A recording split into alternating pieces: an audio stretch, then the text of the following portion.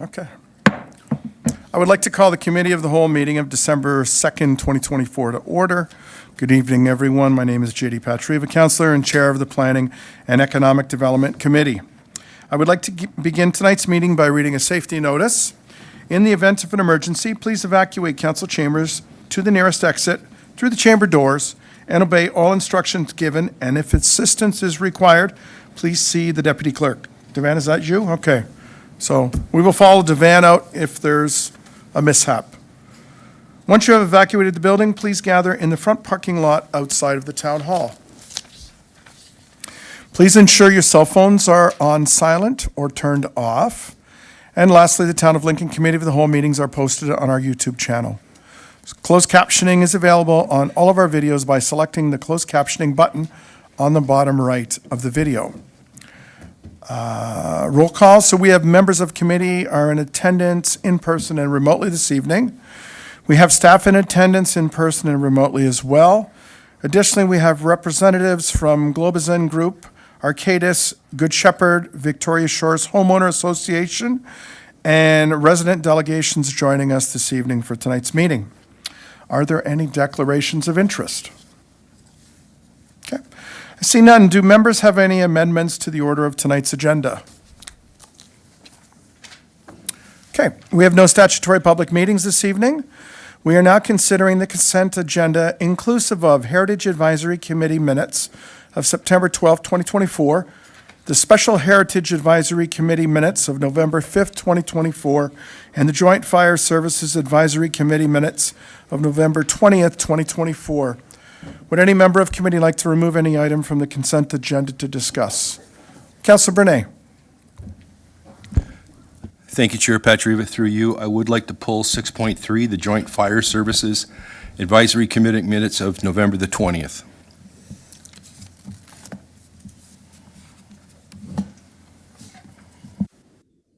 Okay, so thanks, Councillor Bernay. So we will deal with that at the end of the regular agenda tonight. Okay, so there being no further discussion, I have a motion moved by Councillor Bernay that the items listed under the consent agenda for Monday, November 11th, 2024. No, that's consent agenda for Monday, December 2nd, 2024 be adopted as recommended. Heritage Advisory Committee minutes of September 12, 2024, and the Special Heritage Advisory Committee minutes of November 5th, 2024. I will now ask our Deputy Clerk to open the vote. Thank you, Chair, and that vote is now open. And just for clarification, it's 2024 for that Special Heritage. I missed the last four of that. Thank you. And I'll close the vote, and that carries. Thank you. Okay, thanks to Ben. We will now begin the Planning and Economic Development agenda. We have 9 delegations for the Planning and Economic Development Committee agenda this evening. Please note that delegations have a maximum of 5 minutes to speak. Members of council and staff are listening to the feedback received, and we will move through the list of delegations. Please ensure you're speaking to new and relevant information and not reiterating previous comments made. Once we have received the delegations, committee will transition directly into the report and motion. And I just want to refresh everyone for our delegation decorum and protocol this evening. And this is for every meeting that when you come to council or committee. So delegations must abide by the rules of procedure and public conduct at meetings. They will accept any chair decision and not enter into cross debate with members of council, other delegations, or staff. Any discourse between members and the delegation will be limited to members asking questions for clarification and obtaining additional relevant information. Since council generally considers many issues and concerns at any given time, the following protocol is observed. When called upon by the chair, the delegation representative shall proceed immediately to the podium at the front of the council chambers. Remarks should be brief and to a maximum length of 5 minutes. Our deputy clerk has a stopwatch. When the bell goes off, I ask that you wrap up your comments and be considerate of the 8 other people coming to speak tonight. Discussion on topics other than the subject matter of the delegation request will not be permitted. Subsequent delegations on the same topic without significant new information will also not be permitted. Delegations must abide by the rules of procedure and public conduct at meeting.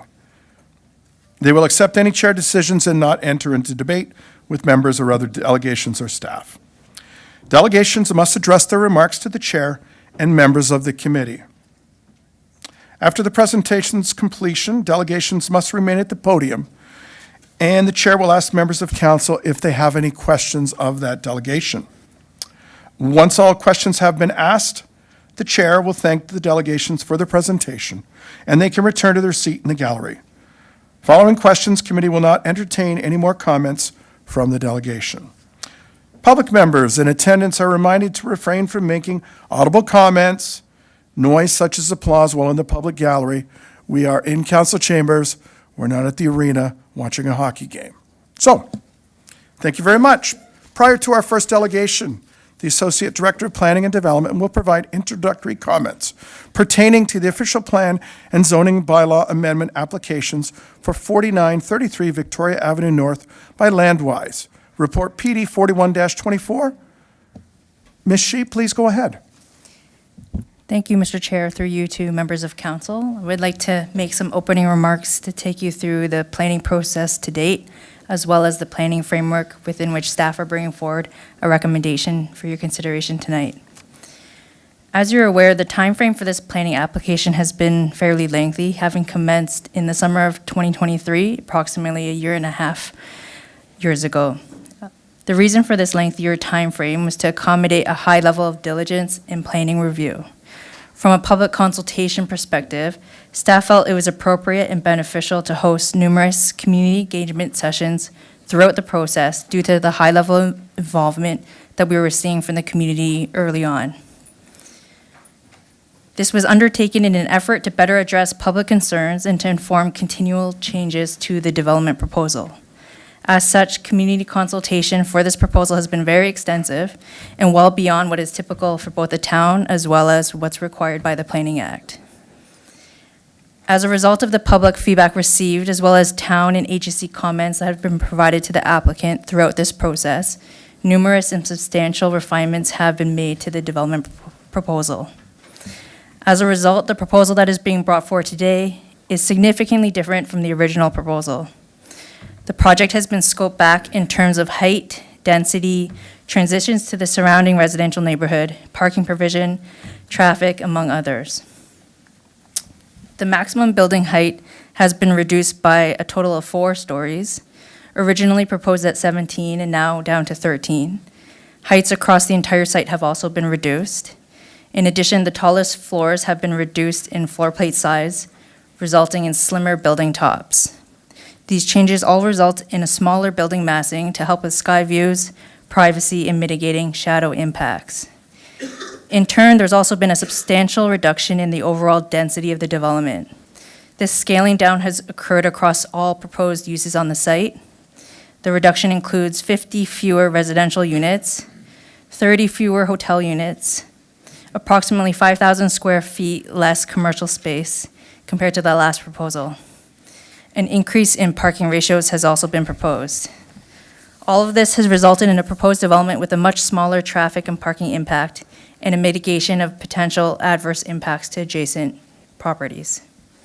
I also wanted to touch briefly on the planning framework within which staff are evaluating the current official plan and zoning amendment applications. As you are aware, the town of Lincoln, being a municipality in Ontario, is mandated and bound to make planning decisions that conform to provincial planning policy. In the last several years, provincial planning policies have been updated to focus on increasing the supply and mix of housing options, as well as to encourage compact development, to utilize lands more efficiently, and support convenient access to housing, quality employment, services, and recreation for all Ontarians. The Prudhoe Secondary Plan was approved in 2018 and provides the town's vision for the area and the subject site.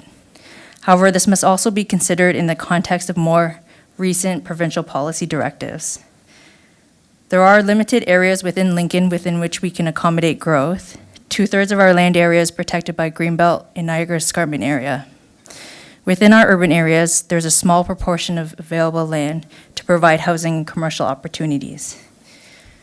Prudhome's is a strategic area where the town has planned for growth. Redevelopment at the subject site has been specifically contemplated, as it is designated for mixed uses with permissions for taller building heights.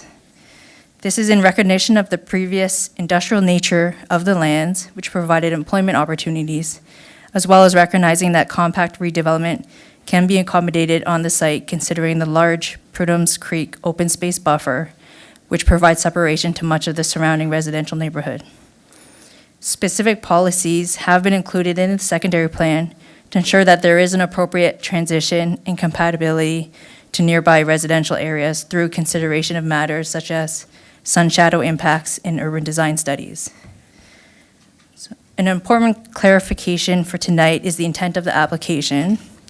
The application is not seeking any changes in permitted land uses, since the proposed hotel, restaurant, spa, retail, and residential uses comply with the existing mixed-use designation on the site.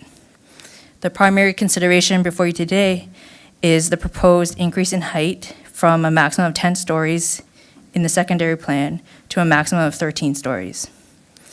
Site-specific zoning amendments are also being brought forward, and these relate mostly to parameters with respect to the building's design, such as setbacks and building form, as well as to allow for parking reductions to account for shared parking use in the proposed parking design.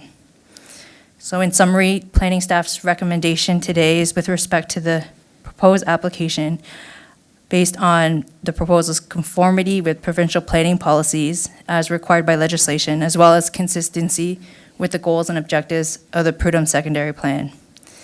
Staff are of the opinion that the development proposal has appropriately considered and balanced public feedback received, is compatible with the surrounding neighborhood, and addresses all development requirements from a technical perspective. Thank you, Mr. Chair. Thank you very much, Melissa. So our first delegation for this evening is Brandon Donnelly, Globazin Group, regarding item 7.2.1, official plan and zoning bylaw amendment applications for 4933 Victoria Avenue North by Landwise. Brandon has requested a time extension for a total delegation time of 10 minutes. I have a motion moved by Councillor Reimer. The committee waived the rules to permit a maximum delegation time of 10 minutes. I will now ask our deputy clerk to open the vote. Thanks, Chair. That vote's now open.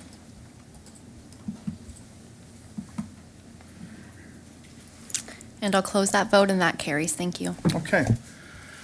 Thank you very much, Devan. Brandon, please go ahead. The floor is yours.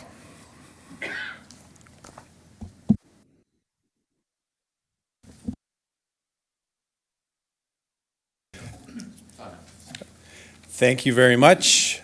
Good evening. Thanks for the additional time as well, too.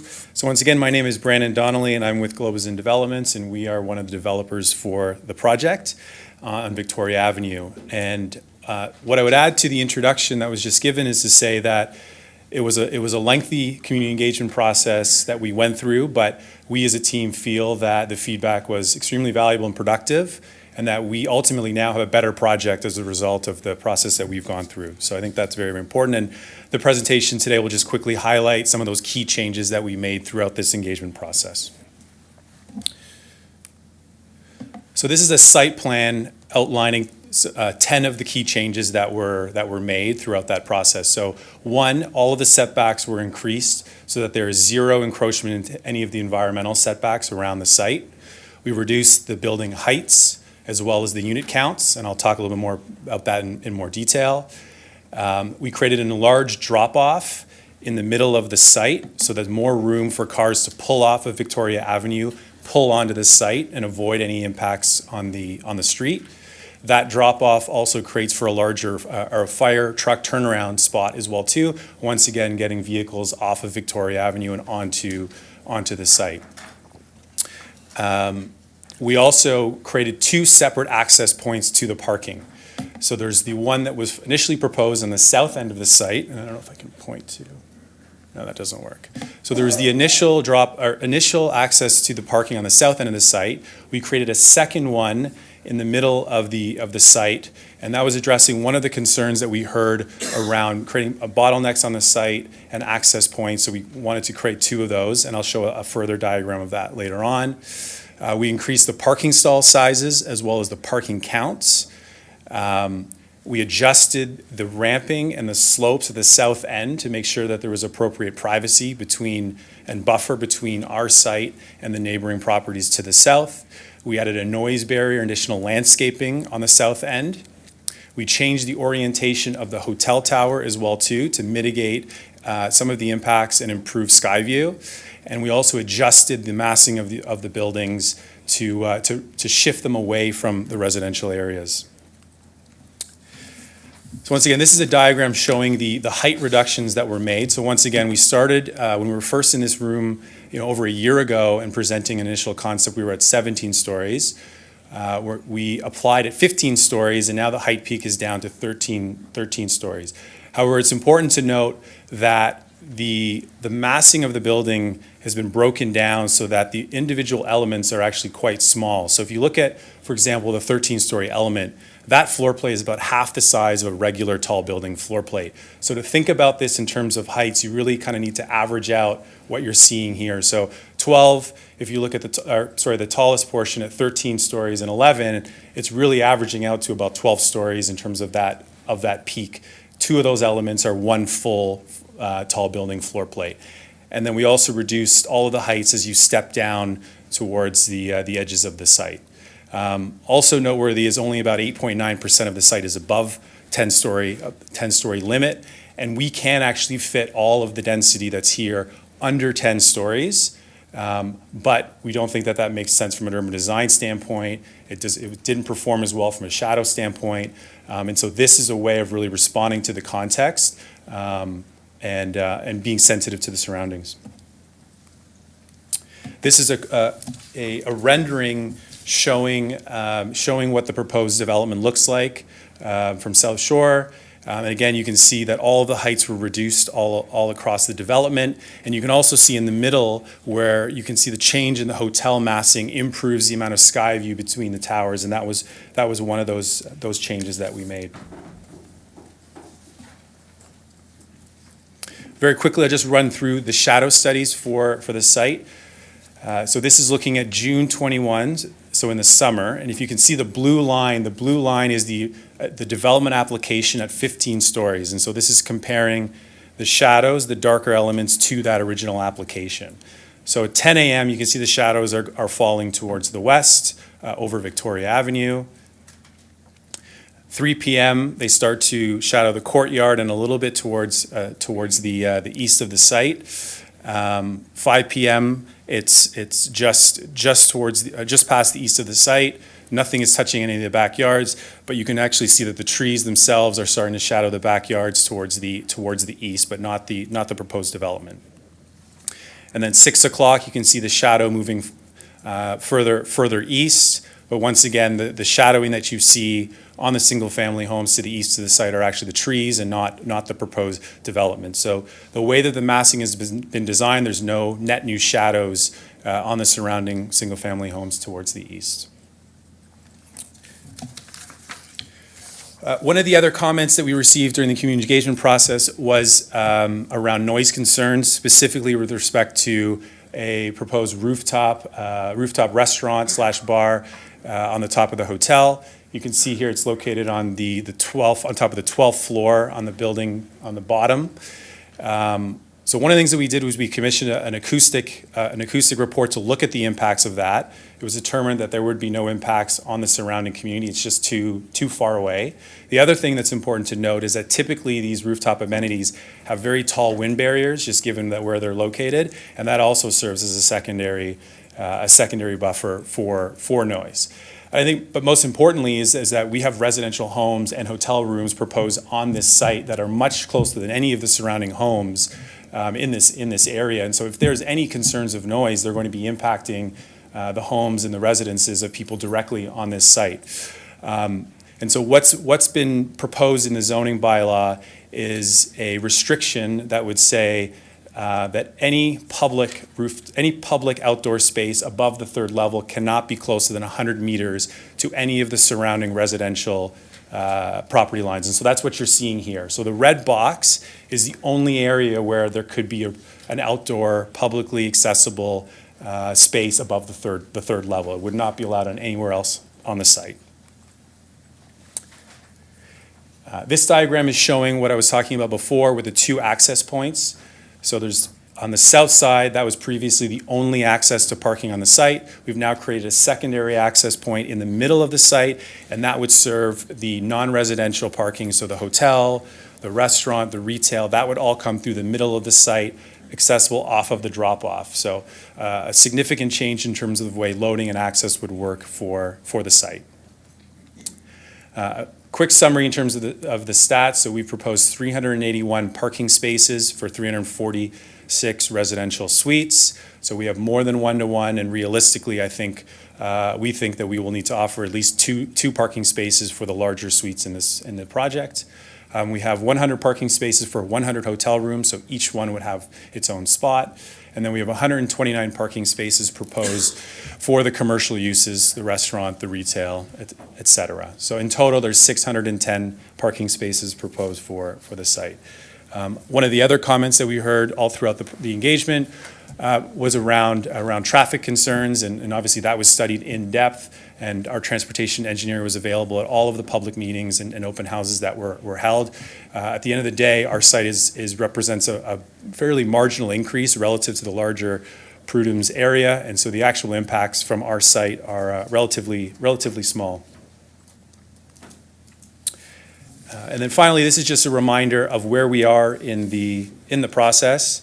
And also the fact that we still need to go through a site plan process following this, assuming that the project moves forward, and also that there are, in the recommendation, holding provisions that are proposed, and so that we would not be able to move forward until we satisfy those holding provisions and that staff are satisfied. And so ultimately, this is an ongoing engagement. We'll continue to work with the community. We'll continue to work with staff and council, and we look forward to doing that. And as I said at the beginning, we feel that we have a better project today than we do when we started over a year ago. So thank you very much for your time. Thank you very much, Mr. Donnelly. Are there any clarifying questions to the delegation from committee?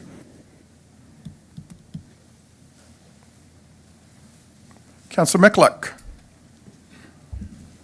Thank you very much, Chair Patriva, through you to Brandon. Thank you for your presentation. I think it should also be acknowledged that you've put some considerable time and effort into this project with your revisions, and that's very much appreciated.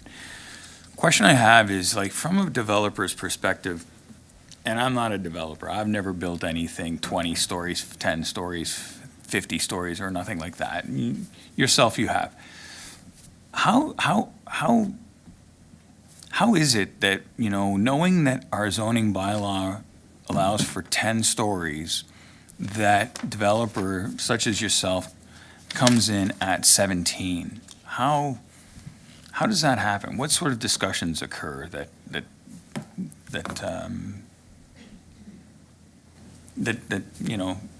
brings you forward originally with a proposal that was 17 stories? Mm-hmm. I think when we start looking at projects like this, and we start with the official plan and what's currently permitted on the site, I mean, usually those initial studies are done at a very, very high level. They're large lines that are drawn on a map, and it's a very high level massing. And once we get into it and we actually look at the urban design specifics of the site, and we look at things like the shadows and how they move across the site as well as the context, we look at sun, and if we go back to some of the early concepts that we presented, a big part of what influenced the massing was making sure that the public space that's proposed in the center of the site and along the water gets sunlight. And so what we do is really look at all of those criteria and come up with a massing that we think performs very, very well from a sun, shadow perspective. And so that involves moving the massing around. And so as I said in the presentation, we could fit our exact GFA, we could fit it all under 10 stories. The reason why we're proposing something that is not that is because we think this performs better, so that when somebody is sitting in a cafe on the water and they're not covered in shade, it makes sense. And so we look at all of those criteria, and sometimes it makes sense to shift the massing around like we did. Okay, I appreciate that answer. I just want to make sure, like, there's been, is it from a financial perspective? Is it from what are the conditions like out there currently for developments of this sort or any sort? Is that influencing this development also? Yeah, absolutely. I mean, we have to look at the economic feasibility of every single project. The honest answer right now is the market is probably the worst that it's been since the early 90s. It's a very, very challenging market, but we think this is an exceptional site located on the water. We think we have a great design, and we think that there's going to be demand for it, hopefully in the near term, but it is a very challenging market. There's no question about that. And I just have one more question, like just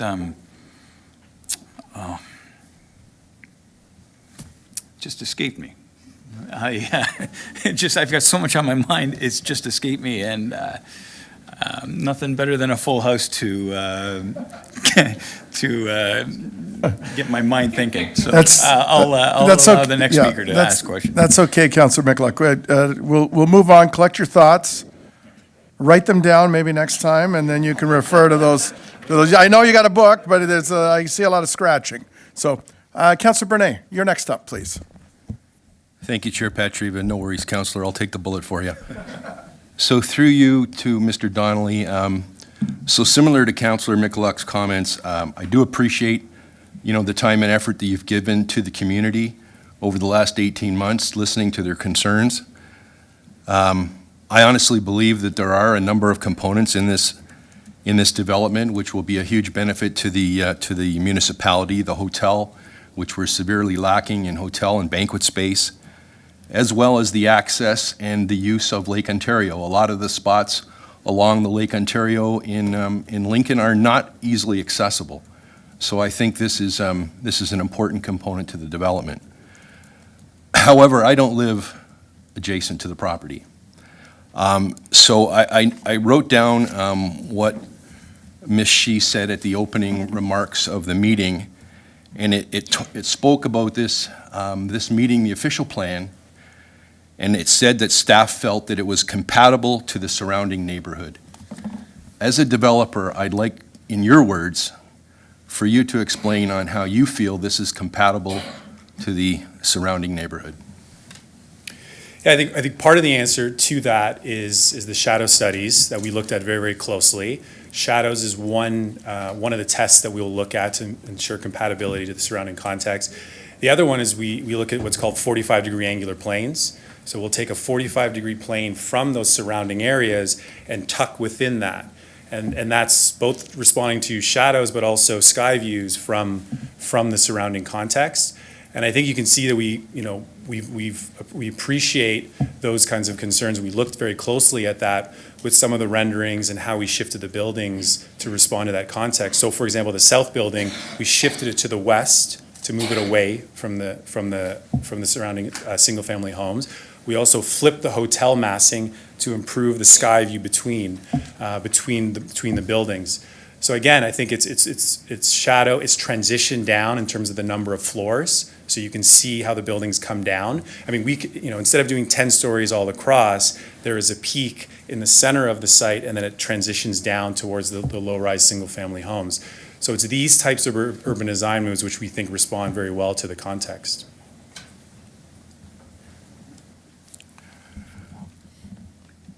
Through you, Chair, I appreciate that comment. I was hoping that it was going to be a longer list based on the fact that it's a $500 million project, but I'll accept that. I do have some additional questions regarding traffic and traffic patterns, but I'll keep those later on in the, thank you. Thank you, Chair. Thank you, Councillor Bernay. Councillor Russell. Thank you, Mr. Chair. Through you to Mr. Donnelly. I'm wondering if Dustin can pull up slide 6 of the presentation that shows the shadowing. I'm wondering if you could just walk through. First of all, I just want to say I want to thank you for the reduction in the massing. I do think that that is a good response to some of the feedback we had. I wonder if you can just go through the shadow casting in with the blue and the red, exactly what we're looking at here. Sure. Thank you. Sorry. So on and off, it's simple. I should know how to use this. So the red is the property line. And the reason why you can see two on the east side is there is a proposed conveyance of green space to the town, and that's what you're seeing there. And then the blue is the outline of the shadows at the 15-story application that was submitted. So for example, if you look at 5 p.m. towards the east, you could see the blue line, which is further east than the dark shadows.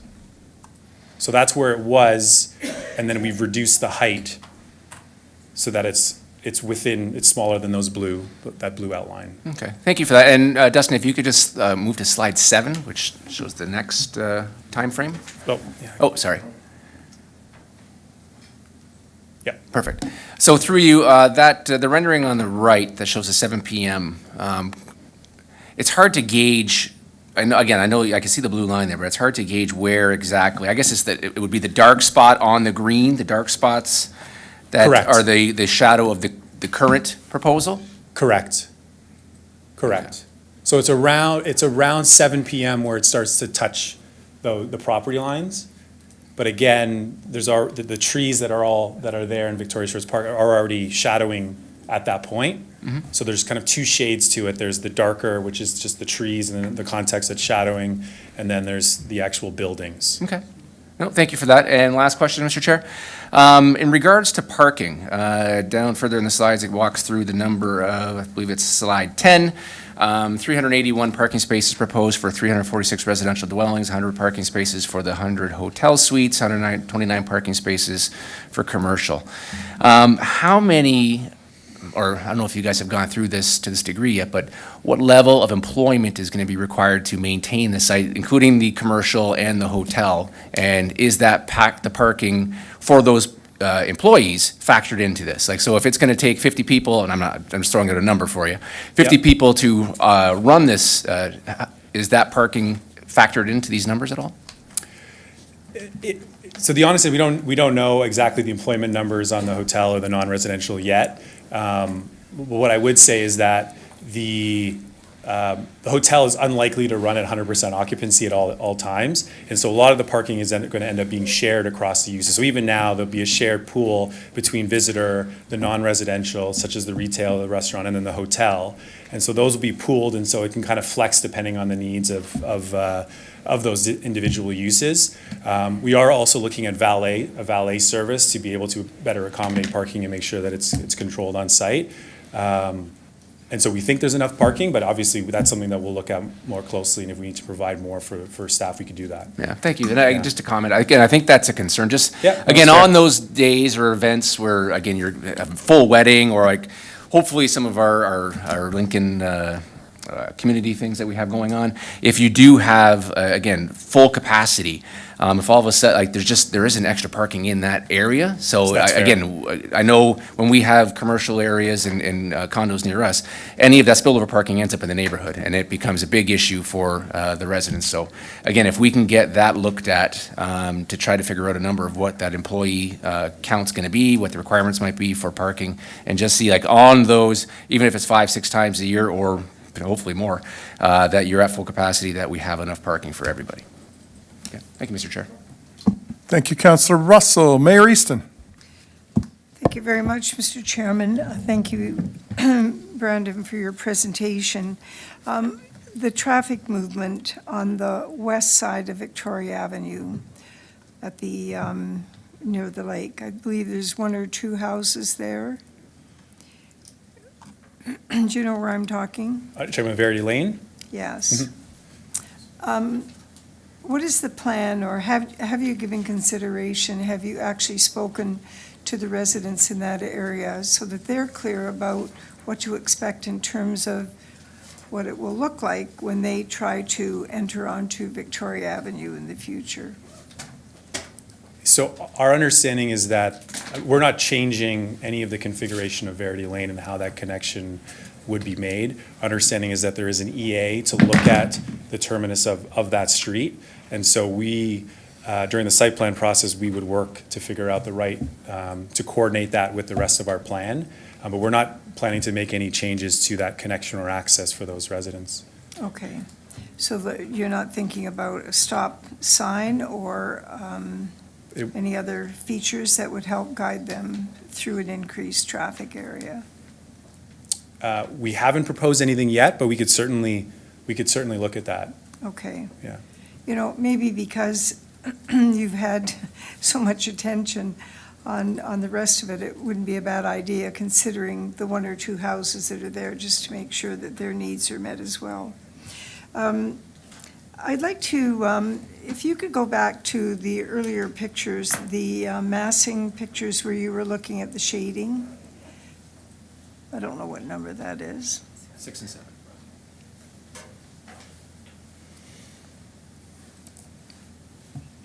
It's really the green area, yes. It doesn't matter which one, we could look at the June 21st one, just because it's easier to see the trees. So the attention that you plan to give to the watershed in that area, so that's the Prudhome's Creek. How much of it is that, how much of the restoration there will be your responsibility, if any? The restoration of the creek? Yes. Do you have any responsibility for the west side? So the area that's outlined here between the two red lines is proposed to be conveyed to the town. And so the town would then own both sides of the creek. Okay, Yeah, and then we're incorporating on the east side of the development is a multi-use trail that would be publicly accessible. And so that would be something that would be constructed during the development and as part of the project. okay. And so what are your plans then for the restoration of that area? Specifically the creek, there's, I mean, it's an environmental area. I mean, there's only there's not really anything, we weren't aware of anything that needed to be done to that area. Okay, Yeah. all right. There is quite a good letter from Ms. Bennion in the documents that I think raises concerns that she has from her quite extensive background. So let me go a little further, Sure. because also in that letter, she speaks to the area that is right at the waterfront, Mr. Chairman, and some suggestions that she has regarding the type of plantings that can go in that area, so that it is a little softer look. So would there be an opportunity for you to work with her or with other people? Or do you have your own staff that would be committed to looking at and softening up the look of that waterfront? Absolutely, yeah. Absolutely, Okay. we could look at that. All right, but is that something that you've thought about at all? Well, again, that was area that was going to be conveyed or proposed to be conveyed to the town. The waterfront? Well, are you thinking at the mouth of the creek? No, I'm talking, well, I think we finished with that. I'm talking about the area that's where you're really laying out that stepped area where it looks like Into the lake. there's. Yeah, right to the lake, yeah. Yeah, so as part of the development, we're going to have to upgrade the shoreline protection along the lake. So what's in place today doesn't meet the current flood standards, so that is something that we will need to do. And so we'll be doing that during the site plan process and looking at in more detail at that. That's certainly some conversations that we can have. We typically continue to engage the community during the site plan process, even though we've moved through zoning. And even into construction, it's common for us to engage the community around logistics and making sure that we're thinking about everything we can, like access to Verdi Lane, to your point. Okay, all right, well, I think that's a fair way to look at it, I think that. Oh, here's a good, yeah. Yes, Thank you. this is the picture, I mean, it's a large entertainment area, but it's pretty, it's very attractive, but it's also, there's nothing very natural looking about it, except for the rock. Yeah, absolutely. So I would view this landscape design as being a placeholder. The shoreline protection is an engineered design that we will need to meet certain requirements, and so we'll have to, that is something that's a requirement we're going to have to meet. But in terms of the actual design of that public space, it's very much something we want to continue to develop and and beautify. Right, okay, that'll do for now, and thank you very much. Thanks, Mr. Chairman. Thanks, Your Worship. Councillor Renchema. Thank you, Chair Patrick, and thank you for your presentation. I have a question about the proposed public space, the POP as it's described in the report. So we just had a brief look at it. How is it proposed to be used? Who will have access to it, and who will maintain it? So the water's edge and the, oh, sorry. I still haven't figured it out. The water's edge and the courtyard in the middle of the buildings is proposed to be a privately owned public space, meaning it would be owned privately by the development, and a combination of the hotel and the condo, let's say, but it would be publicly accessible. So it would be open to the public, and they would be able to use it just as they would a public park. And that would be the intent of it. We are imagining a restaurant patio that would be part of that would overlook the water as well too, and obviously that would have its own section. But the intent is that it is a publicly accessible space that anyone in the community could pack a picnic and walk to the water and sit down and enjoy their lunch. They don't have to buy anything. That's the intent. And the same thing for the trail around the project, is that somebody could come and walk around the site and walk around that trail just as much as they'd like. And so it'll be the hotel and probably the condo corporation that'll be maintaining it in perpetuity? Yeah. Is that right? Yeah. Okay. Yeah. This isn't the first time we've heard of POPs, so I thought I'd ask about that. I also have another question, Mr. Chair. The land on the east side to be conveyed to the municipality, that's part one. Is that the only, I can't find another piece. I thought somewhere in here I read that there's two pieces to be conveyed to the municipality, but I only see the part one along the east side. Is that the whole thing? It should only be the one part. Mr. Bruder, go ahead. Thank you, Mr. Chair. Yeah, just to clarify for everybody, the conveyance, there are two kind of parts, although they're kind of adjacent to each other. There's that large piece which encapsulates the whole kind of eastern side of the property when we're talking about where the creek is. And then there's a smaller little triangle space right up near the waterfront there. Okay. It's just identified as separate, but, to the naked eye, it'll just be one contiguous piece, more or less, down to that point. I see that now. Thank you. And also, further to that, when will that be conveyed to the municipality? Is that when site plan is finalized? Is that when the parts of the development are assumed, or when will that be transferred? Site plan. I'm Site getting a plan. nod. Site plan. Okay. Thank you. That's it. Thank you for. Very succinct, Councillor. Thank you. Councillor McLuck, did your memory come back? That's okay. It's okay. Stage fright, that's okay. Wow. You go ahead. There you go. Through you to Brandon. So we were talking earlier about the times in the market and that sort of thing. So the questions I have, they're tied together. What will this be a phased project? I'm looking at basically two separate buildings that seem to be separate, or is there three buildings? Is there what do you forecast the timing of this development to be? Realistically, when you anticipate or hope for shovels to be in the ground, and then, carrying forward, is this a phased, is there one building first, another? What does this look like? The intent is not to phase it. The intent is that it would all be constructed at one time. In a perfect, I would say the earliest that we would start sales of the condominiums would be fall 2025. And so our intent is to see how the market is doing, early in 2025, and then prepare for a condominium sales launch in the fall. And that would mean a construction start of 2026. And obviously, we would like to go as soon as we possibly can. But we're sort of managing the market, and we don't control the market. But that's the timeline that we are forecasting and working towards right now. Okay. Yeah. Thank you. And maybe just to add to that, I think it's related to your question, but I mean, we have had many conversations with different hotel groups. We haven't committed to anyone. We don't have anyone as a partner yet, but we have very strong interest from basically all of the brands who are very excited about coming to this community. They see an opportunity. I think there's a void in the market. And so we're committed, and we're going to do everything we can to try to deliver this hotel as part of it. Okay, so just a clarification, like, based on that response, so it sounded like there could be a possibility of the hotel being built first, because there seems to be a greater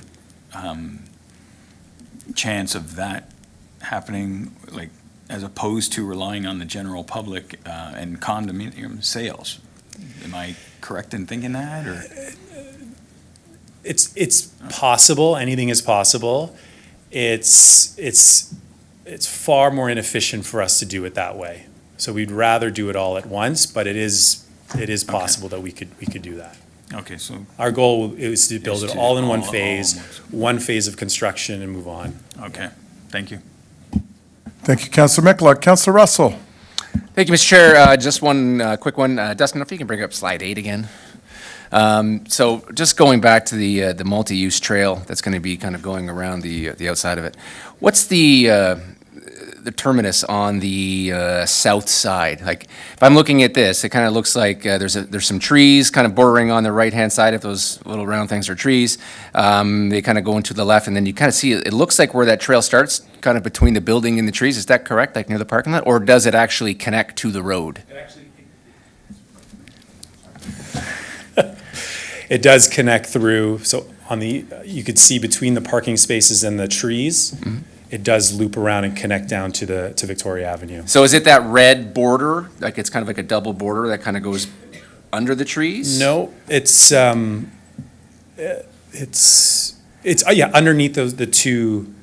underneath the red dotted line. If you can kind of. Again, I'm looking at this area here. It's kind of, like, if you look at where that arrowhead is, just about a couple, well, for you, it'd be about 5 inches above it on your screen. Yeah. Is that where the trail would come out and then come down to the road, or does it come through the parking lot? It comes just towards the south of the parking spaces that you can see lined up there.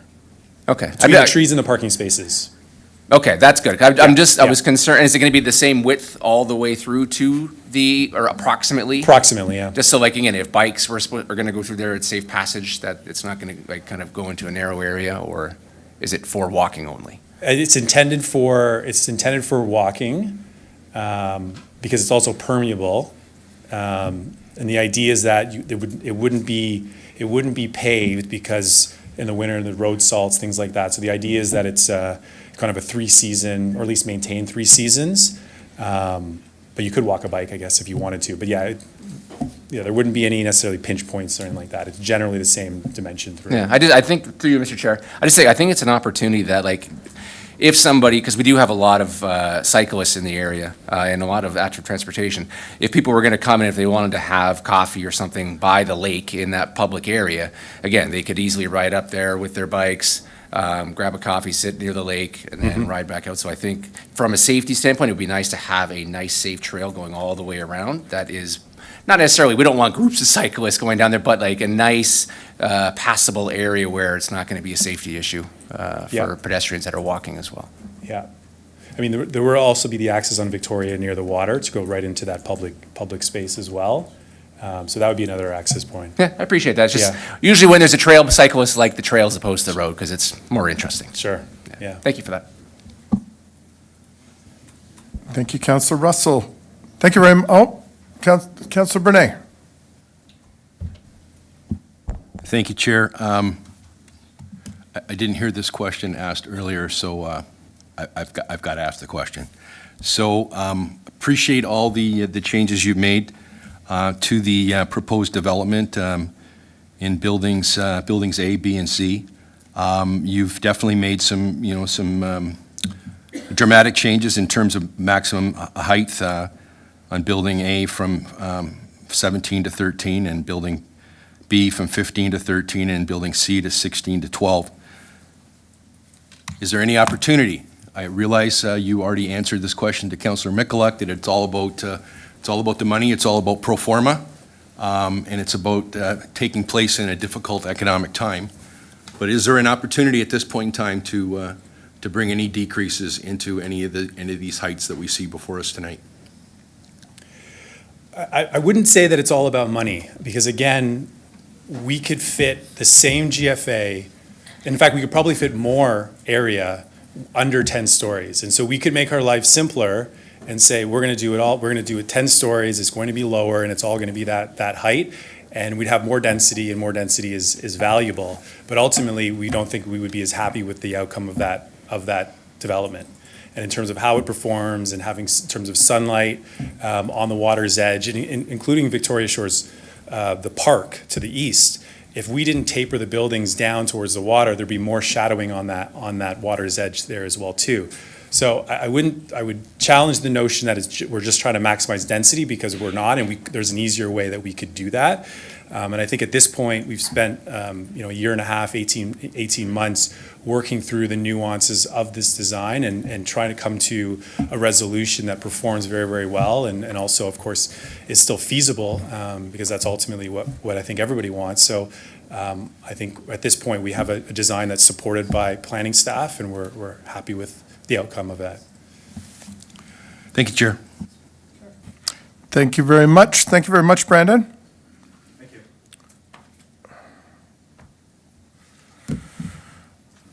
Okay, so our next delegation this evening is Marcus Jablonka of the Victoria Shores Homeowner Association.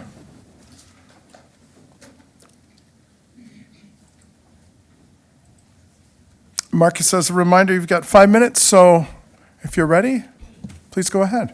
Thank you. Good evening, and thank you for the opportunity to express our concerns over the proposed development. My name is Marcus Jablonka, and I speak to you as one of the board members of the Victoria Shores Homeowner Association to represent the members of the community.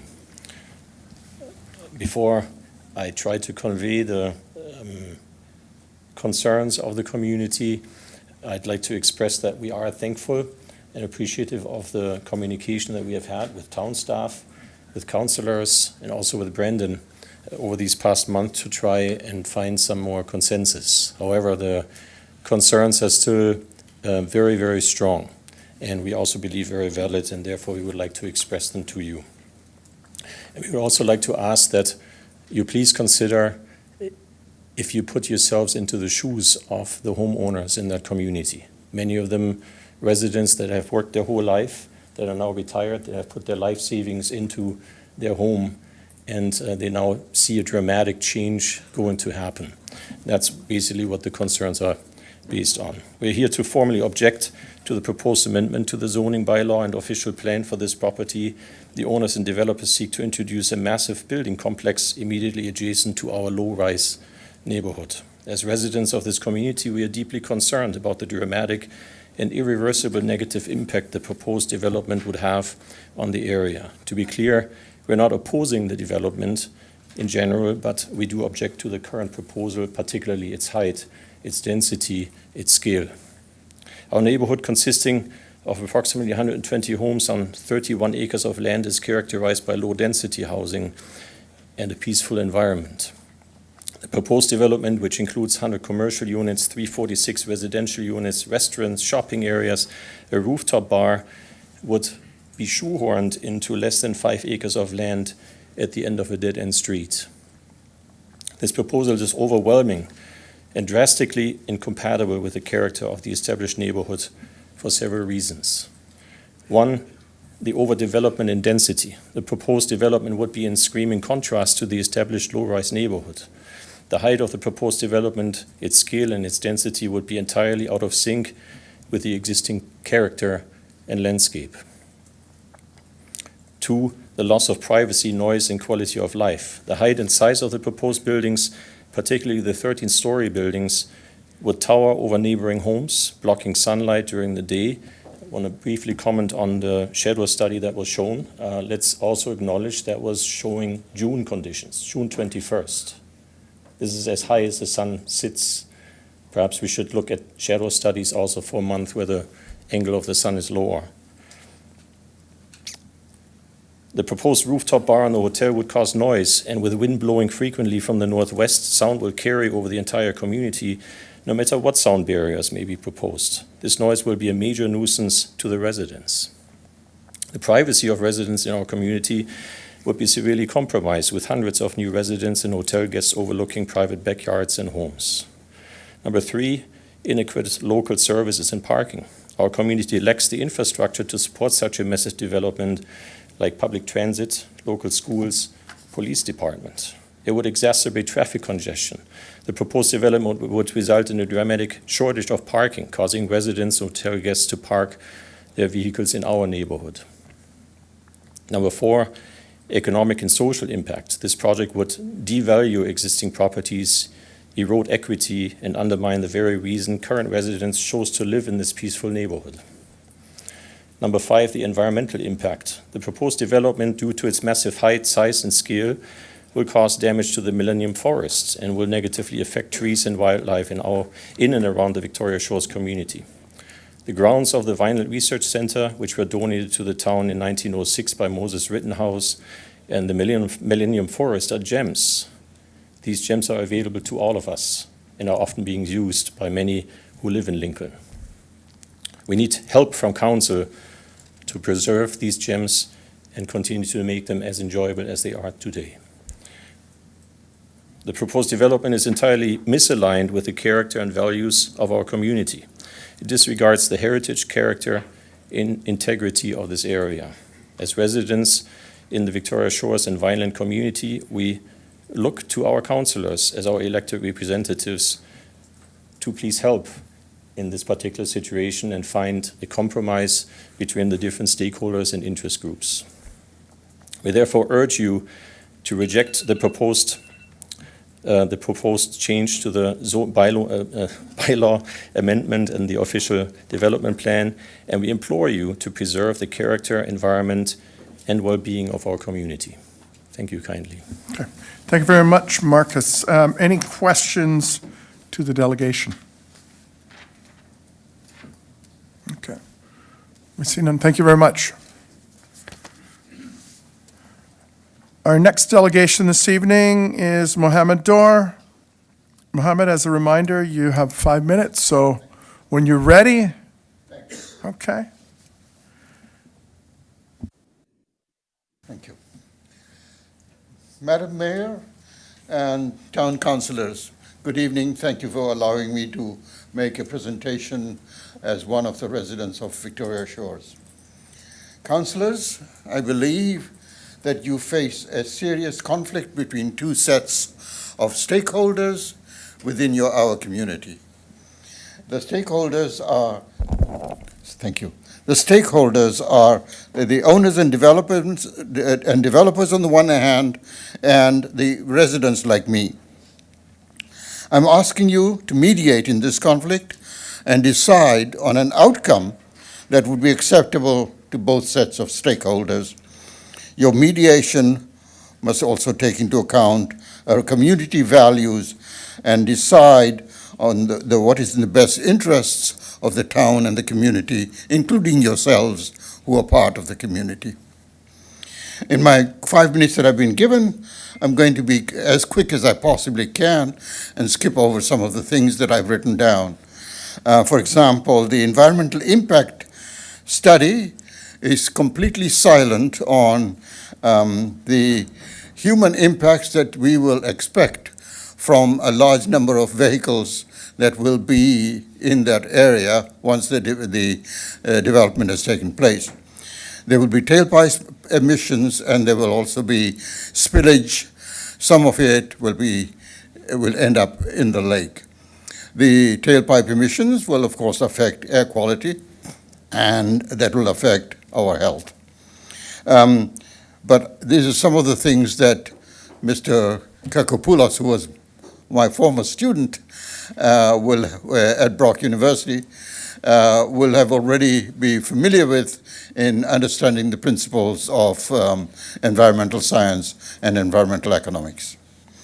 The environmental impact assessment, unfortunately, seems to be completely silent on the human impacts that we can expect from this development. Instead, it focuses on the management of invasive species. I know that is a problem, but it would be there anyway because invasive species depend on winds and other natural conditions. There would be an increase in boat traffic as well, so that the stress on the lake will increase. This is clearly to be expected. And we are surprised that an environmental impact study does not also include a mitigation strategy to mitigate some of the adverse impacts of this development. For example, they might have said, restrict all long-term parking to electric vehicles only, and that might help. However, we have other concerns as well. Unlike the environmental impact study, the transportation impact study is far more realistic. It shows what kind of traffic we may expect and what kind of bottlenecks will occur on Victoria Shores Avenue North, which is the area that affects us, where we live. There are several tables in the transportation studies that will show what the delays can be expected given the increase in traffic load. Delays ranging from 20 minutes in 2025 to up to 31 minutes in 2031. Another alarming feature that is stated in the transportation impact study is that the 4 intersections in our area will be operating at a vehicle capacity ratio of over 85%. And by 2036, several of these will be operating over 100%. It's alarming that even this kind of finding is not reflected in the planning justification report. The planning justification report simply does not take this into account. The next point I want to quickly bring to your attention is the fact that on this 5-acre area, the developers are proposing to bring in, taking into account the figures that were just given, the buildings and the hotel and so on, about 850 people, which gives us a density of 170 people per acre. Our own density is only 7.7. Now, if you consider the density of Toronto, downtown Toronto, the density on this 4933 will be 9.5 times higher than the population density of downtown Toronto. And I think that is alarming. It is definitely a health hazard, too. Okay, Mr. Dorr, you heard the buzzer, so I need you to... Okay, can I just quickly conclude? Thank you. Quickly. Very good. Okay. We ask you, then, ladies and gentlemen, that you need the full information from the developers in order to consider the decisions that you have to make. The current application is deficient. It doesn't have all the environmental impacts and no mitigation strategy. The application is not consistent with current 2024 practice as shown by the OLT decision over the Aurora plan to try and build a 12-story condo, which was rejected by the OLT. In addition to that, the Ontario Premier, Doug Ford, has already said that we are not going to build big towers next to single-city homes. I thank you for your indulgence, Mr. Chair, and I conclude there. Thank you. Thank you very much, Mr. Dorr. Any questions? Okay, Councillor Bernay. Oh, Mr. Dorr. Coming back. We've got some clarifying questions. Councillor Bernay. Yes, thank you, Chair. Through you to Mr. Dorr. So I appreciate very much you delegating, and I appreciate your comments. You started at the very beginning of your presentation, your delegation, stating that as council we find ourselves in a serious dilemma in terms of being caught between a stakeholder and the residents. And you, yes, I appreciate that. And you implored us to get involved in mediation. So respectfully, I think I would like to hear your comments on where we were 18 months ago compared to where we are tonight, and ask you if you feel that there has been mediation over the last 18 months. Are we in a better spot? I think there have been some marginal changes, and it does not address the central questions of very high density on a very small piece of 5-acre plot, a piece of land, compared to the density of our own area. I think if you think of it as this is my hand, this is Victoria Shores, the 5 acres is my thumb, and you want to put 850 people on that little area, that is a very high density. And I don't know whether the developers were aware of the OLT decision, which only took place in April when this was submitted in March. Yeah, I appreciate your comments. I'm sure you're very well aware that on the Prudhome's property, there is a very, very, very small sliver owned by another developer where we did turn down an application, and you're aware of where we went with that. Oh, I'm sorry, I haven't read the material, but I'm delighted to hear that if it was a high-density proposition, that you turned it down. I hope you will be consistent with that decision. Like I said earlier, thank you very much for delegating, and I appreciate your time.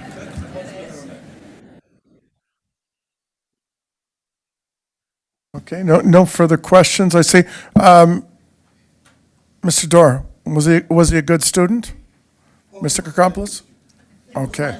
Well, okay. It's got to be good. Okay. Thank you very much. Thank you. Okay. So additionally, we've received a delegation request past the intake deadline from Elizabeth Strong, who wishes to speak to item 7.2.1, official plan and zoning bylaw amendment application for 4933 Victoria Avenue North by Landwise, PD 41-24. If committee wishes to permit this delegation, we will require a 2/3 vote. So I have a motion moved by Councilor Rinchima that committee waive the rules to permit an unregistered delegation to speak. I will now ask our deputy clerk to open the vote. May I get a show of hands, please? Thank you, Councillor Timmers. Thank you, and that carries. Okay.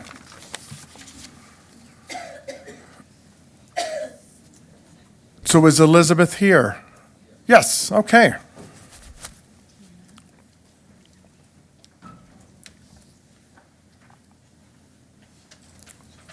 Well, you turned it on. Yeah, so Elizabeth, you've got 5 minutes, and please don't touch on things that have already been said if you can. Thank you. Okay. Good evening, Mayor Easton, the chair, and the councilors. I'm here in terms of speaking as an individual, and just wanted to introduce myself. I moved to Victoria Shores in 2020 for space and quiet. My former community and neighborhood has had rapid and ongoing inbuild of designer homes and high-rise condos. I've found this situation to be claustrophobic with visual overreach and loss of horizon. As a pedestrian, I experienced high wind velocity while walking near these multi-story buildings. Regarding the sun shadow study for this proposed development, this document states that all adjacent properties will receive 6 hours of daylight between 10 a.m. and 5 p.m. or 6 p.m. That may be true, but the problem is adequate sunlight, not daylight. The assertion that the Millennium Forest will not be adversely affected is false. The reduction in sunlight will stunt the growth of those trees in that forest.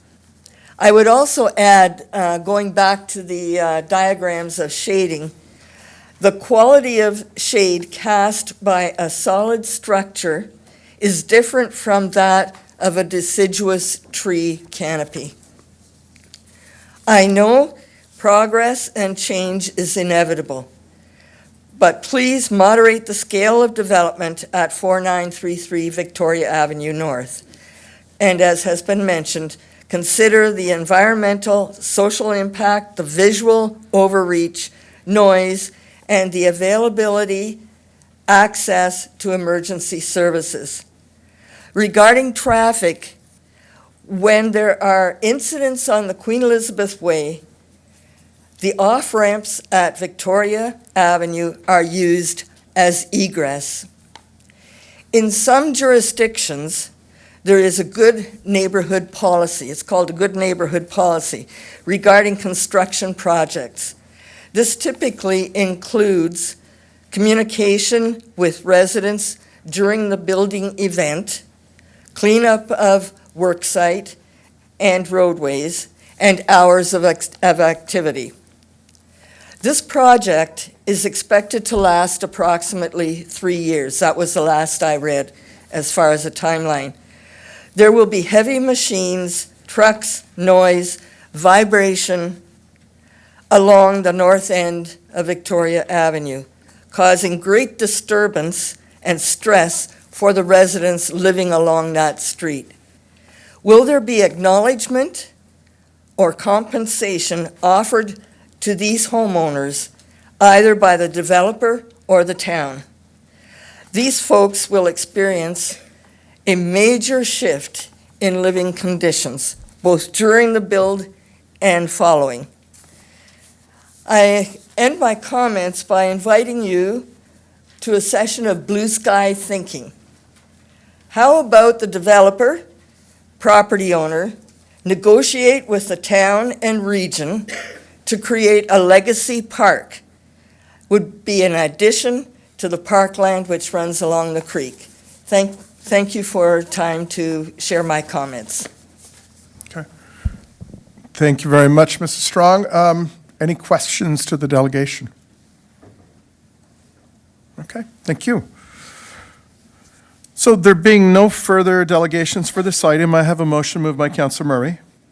Vice Chair Murray, the committee receive and file for information the following delegations regarding the official plan and zoning bylaw amendment applications for 4933 Victoria Avenue North by Landwise. Brandon Donnelly, Globazin Group, Marcus Chablanca, Victoria Shores Homeowner Association, Mohammed Dor, and Elizabeth Strong. I will now ask our deputy clerk to open the vote. Thank you, Chair. That vote's now open.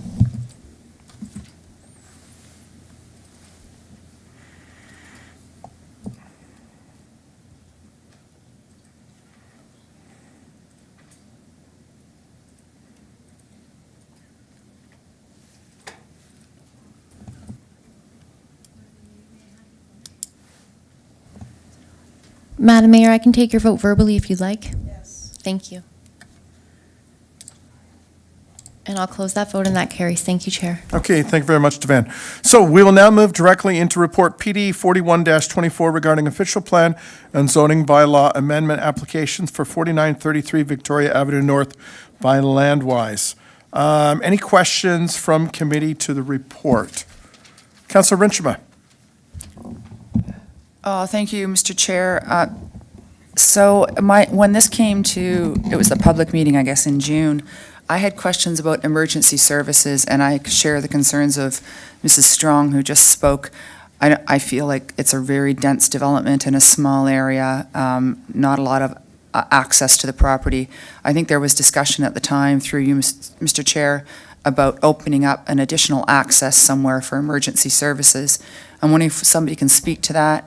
Are we prepared for that, for emergencies? Okay, Ms. Shi? Through you, Mr. Chair, in terms of additional emergency access, there is plans in place to open up an access through the Prudham's Landing subdivision across from Edgewood Crescent. So that would be another means out to the service road that would bypass Victoria Avenue North. And clarification, Mr. Chair, That's an emergency access? Or That would be emergency access only, so it would be closed off for any regular traffic, but in case of an emergency with road closures, then that could be opened up and access could be provided through there. So that access would be for emergency vehicles, not necessarily for people getting in and out of the development? Correct, But for emergencies emergency only. vehicles to access the site? Mhm. Okay, I still feel like it's pretty pinched in terms of people being able to get in and out of a very highly dense development on a regular basis and in an emergency. Thank you. Yeah, Councillor, we've got Chief Hudson on the call remotely. So Chief, do you want to speak to the councillor's concerns? I'm voting for that needs to either be an amendment or a separate resolution. You could be the mover on a separate resolution. Sorry, Councillor. I think realistically, when we looked at the design, there is adequate provisions under the code for the access that we do need. And we also have to recognize the fact that a building of such nature it is taller, but it does have additional fire safety features in it that would lessen the need for the access of, say, a less safe building. But upon review of, the preliminary design of it, we didn't have any particular concerns, but we take a much greater look at it during the detailed design and the site plan phases.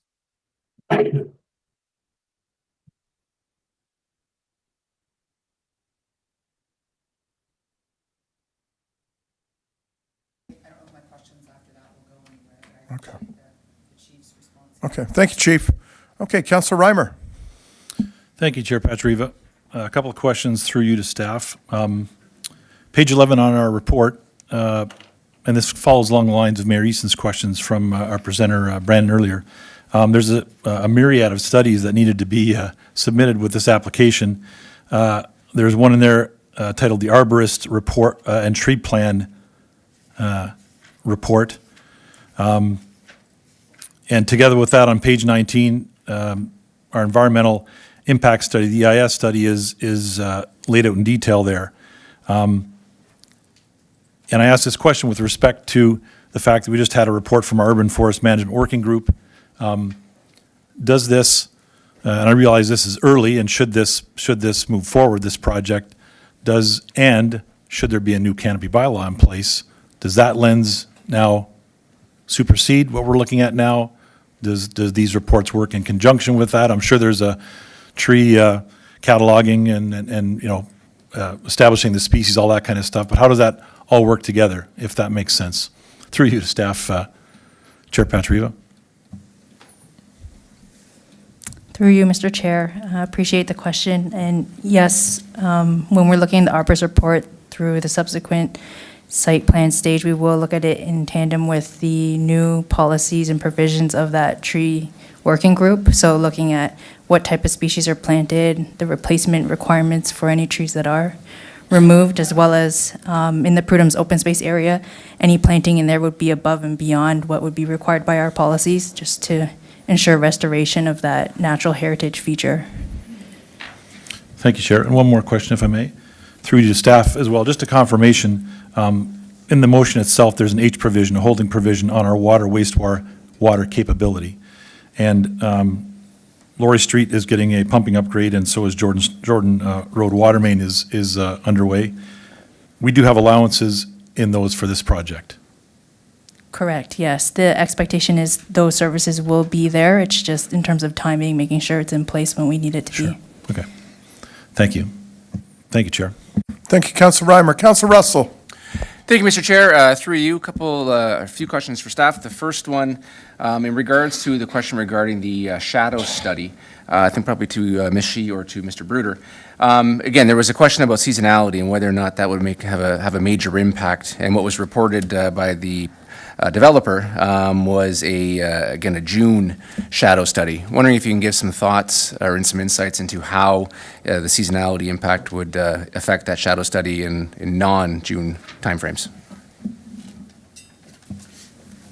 Through you, Mr. Chair, to the councillor, all seasons were examined, and confirm that the minimum of 6 hours of sunlight, not just daylight, would be provided on adjacent neighboring properties. I'm just looking at the September 21st analysis and in front of me right now, and shadows will occur starting from around 6:37 p.m. So it's similar to that summertime shadow study that we just saw. Thank you, Mr. Chair. Second question through you. With regards to the rooftop amenities and the potential for sound, again, I'm assuming during site plan there would be, again, some thought into the barriers and soundproofing that zone, but wondering, I think Mr. DeBlanca made a good point about potential of wind and how that carries sound and how that would affect some of those adjacent properties. I wonder if you can give some insight into that. Through you, Mr. Chair, the sound studies take into effect the location of the proposed sound source as well as the residential areas. So I'm not quite familiar with the exact modeling that they use, but we will be looking at this further at the subsequent site plan stage and ensuring that adequate mitigation is provided in the form of any sort of sound barriers or walls, additional planting, and also looking carefully at the location of the proposed outdoor patio uses. Okay, and just a clarification there. How do you verify, again, through site plan, that the requirements that are going to be built in are going to be adequate enough to maintain that sound to the property? Through you, Mr. Chair, through acoustics experts, they'll verify through the building materials that they're sufficient to provide the amount of sound blockage that's necessary. Good, thank you. And last question, because that was just a clarification.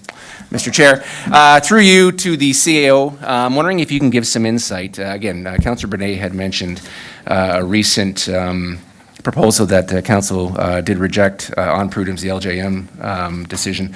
Wondering if you could give some insight into what the status and the outcome of that decision was, just so we can make sure we have clear expectations of the process and what occurs.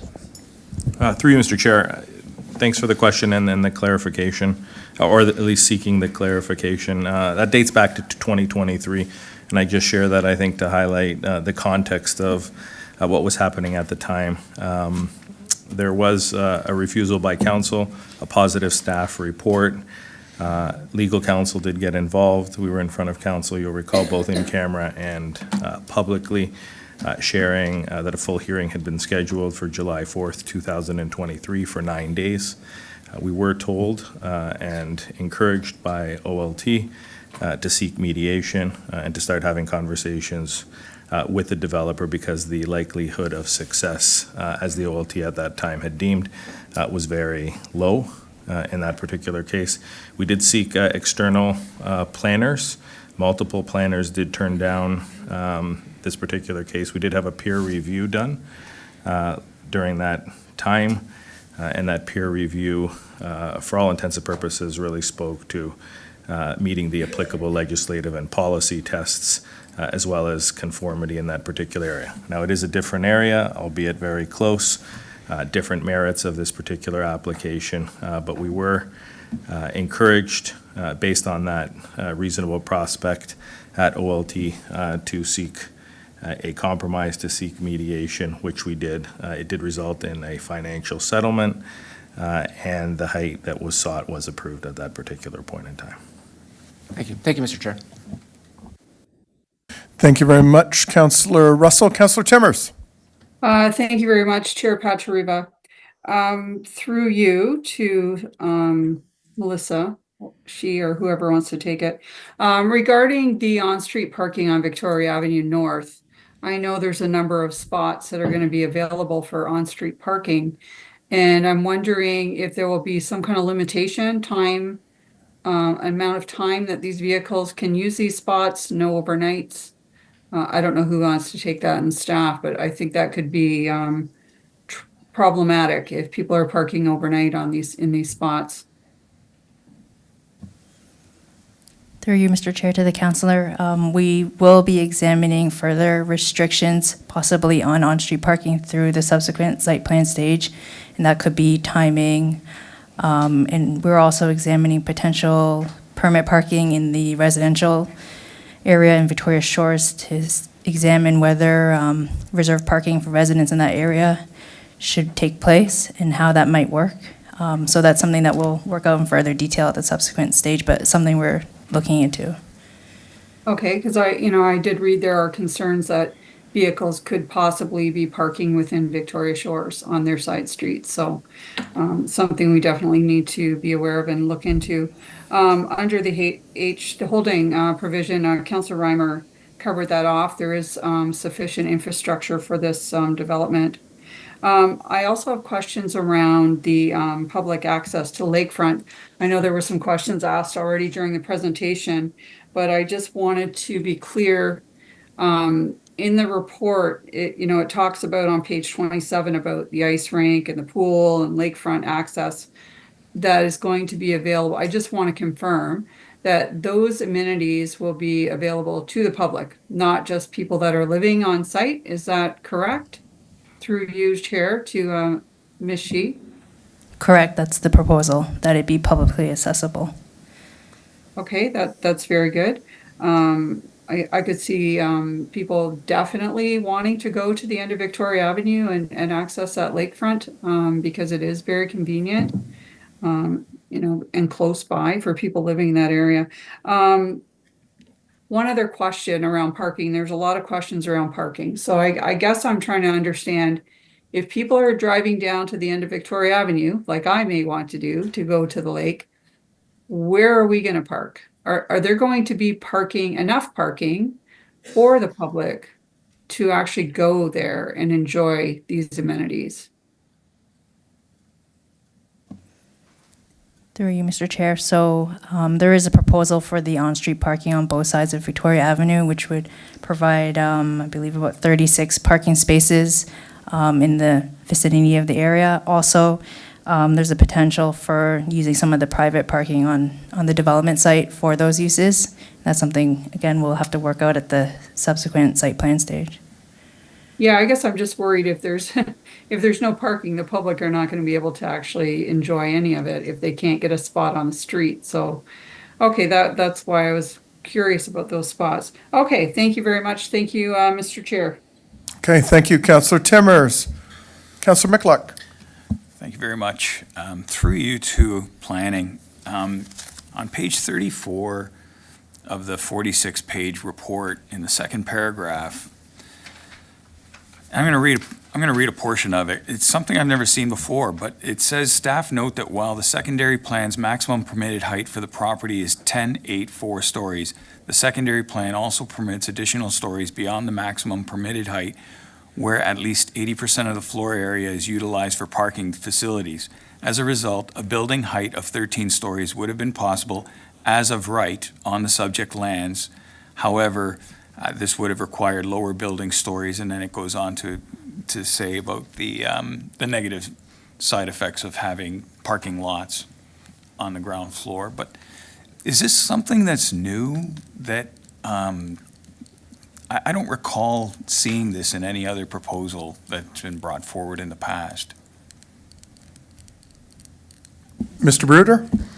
Through you, Mr. Chair, I think you haven't seen it in other proposals because it's more, not new, but more unique to this specific area and specifically the Prudhoe secondary plan. There was always a provision in some of the higher density land use permissions that were being granted as part of that process to have this particular thing included in the consideration where to accommodate parking, if up to 80% of the first 3 floors was to accommodate parking on site, then they wouldn't count against the overall height. That was something that was brought forward back in 2018 when the secondary plan was approved for Prudhoe. You don't see it everywhere throughout the town, but it was here in recognition of kind of the varying land uses and the opportunity to incorporate planning or parking into the built form where feasible. Okay, so just to clarify, so technically, if there would have been the first 3 stories parking, we wouldn't even be seeing this. This would be as of right, and just to clarify. Yeah, through you, Mr. Chair, it would depend on obviously the specifics of the design, but that could have been a possibility, yes. Okay. Next question, with respect to parking and the parking study, We're hearing parking, I'm hearing parking all the time. Not just this development, any development. It could be even a residential subdivision. But when we say 610 parking spaces instead of the 748, we're hearing this because, there's the assumption or there's the notion that everybody or most of the people that are going to be staying at the hotel will be using the restaurant, will be using the banquet facility and this sort of thing. But is there any concern? Should we be worried, or should we also looking at the possibility that there could be myself renting the banquet facility for a wedding for my daughter or son, where a lot of my family they live around here and they may not need hotel space? Do we factor that in at all at these sorts of studies? Yes, so we look at parking from two perspectives. One is the shared provisions and allowing for reductions based on an assumption that at peak hours, there's likely to be some sort of shared uses, especially because there's such a large mix of uses on the site with hotel, restaurant, cafe. A lot of visitors are expected to use more than one of those land uses.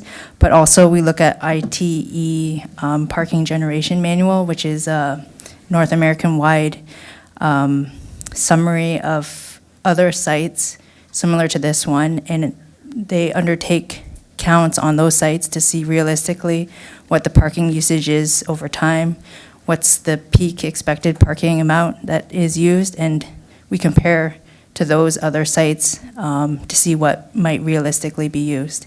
And we just cross-check the proposed parking with that manual and ensure that there's sufficient parking proposed, which the 610 spaces is in exceedance of what numbers are generated through that ITE parking generation manual, which is used North American-wide. Thank you very much. I appreciate that response. I'm hoping that manual factors real-life questions such from people like myself that, everything's fine, the X's and O's and this and that, but, sometimes real world, not every municipality is considered to be the same, and that's why I bring that question up. Councillor Michalak, Director Bruder's got a response before you go ahead. Yeah. Yeah, thank you, Mr. Chair. I just wanted to say I understood where the councillor was going there. I think that's why, as Ms. Shee stated, when we looked at what that kind of manual or that forecasting tool resulted in, it was significantly lower. I think about 80 spaces lower than what we're actually seeing as proposed. So part of that was to account for a little bit of that flexibility, because I agree with you. I don't think every single building's all one and the same. So there is a little bit of wiggle room there that was just built into it by virtue of what's been proposed. So I just wanted to add that context. Thank you, Mr. Chair. Yeah, I do appreciate that. There's nothing worse, like myself, seeing a parking lot that it's too much parking. Sometimes there's parking lots where it's not necessary to have that much parking, but with this particular case, given what this piece of land is being asked to do, I want to make sure that we're 100% sure that there is enough parking. With respect to Victoria Avenue itself, there's going to be a need to redo Victoria Avenue to accommodate traffic, to accommodate, foot traffic, cycling traffic, and it looks like parking as well on the street itself, probably in front of the development itself. What's the is there an obligation by the developer to assist with the financing or the creation of that? I'm a little bit worried about this falling on us because of this development, and then the municipality has to pay for that sort of thing. Through you, Mr. Chair, the urbanization and the upgrades to Victoria Avenue North at the frontage of the property would be at 100% the developer's cost. Okay, perfect. I just want to make sure that doesn't fall on residents of the area or the town itself. Those are my questions for now. There's plenty left in the queue, and I'll see if others are asked. Thank you, Councillor Michalak. Councillor Brunet. Thank you, Chair Patriva. I have a few questions here with regards to the traffic study. I'm hoping you can give me some leeway so that all my questions aren't all taken up with, there's some continuance here. So through you to staff. So with regards to the traffic study, it's mentioned in the report that certain improvements, such as signalization at Victoria Avenue and the North Service Road and the Queenie Niagara Road ramp, as well as signal timing of existing intersections, may improve existing and future traffic movements. So it's basically a statement, Chair, that through the study, certain improvements may improve existing and future traffic movements. It's a pretty broad statement. It goes on to say that the region will undergo an EA for 2025 and will comprehensively consider the traffic impacts of planned growth.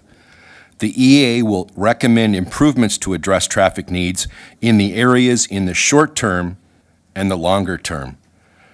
So I asked this question, Chair, to staff because we know that in 2017, we went through the secondary plan of Prudhome's, and now we're going into 2025, and we're still waiting for that development to occur. So I think it's only fair that the residents really understand, how this actually will roll out. And I know there's no guarantees, but I just want to really understand that what we're saying is that this proposed development itself does not trigger any road improvements at this time. I guess that's my first question, Mr. Chair.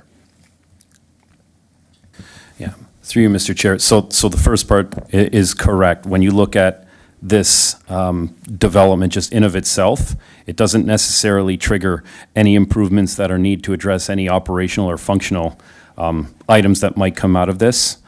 But I think you probably have a couple more questions, so why don't I stop there and I can continue to clarify for you. So thank you, Chair. So through you to Mr. Bruder. So in collaborating with the region then, we know there's an EA coming in 2025.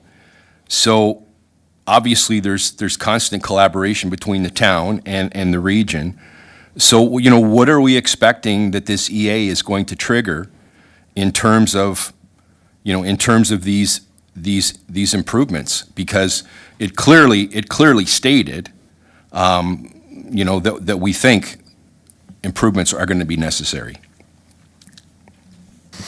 Yeah, through you, Mr. Chair. I think this is a good opportunity to clarify because there's a couple things to untangle. First of all, what we just talked about, which was specific to this development by itself, but then you consider the whole, we'll call it the whole Prudhomme secondary plan area and the development that will occur over time. And when I say over time, I mean we could be talking about a 10-year or more full build-out.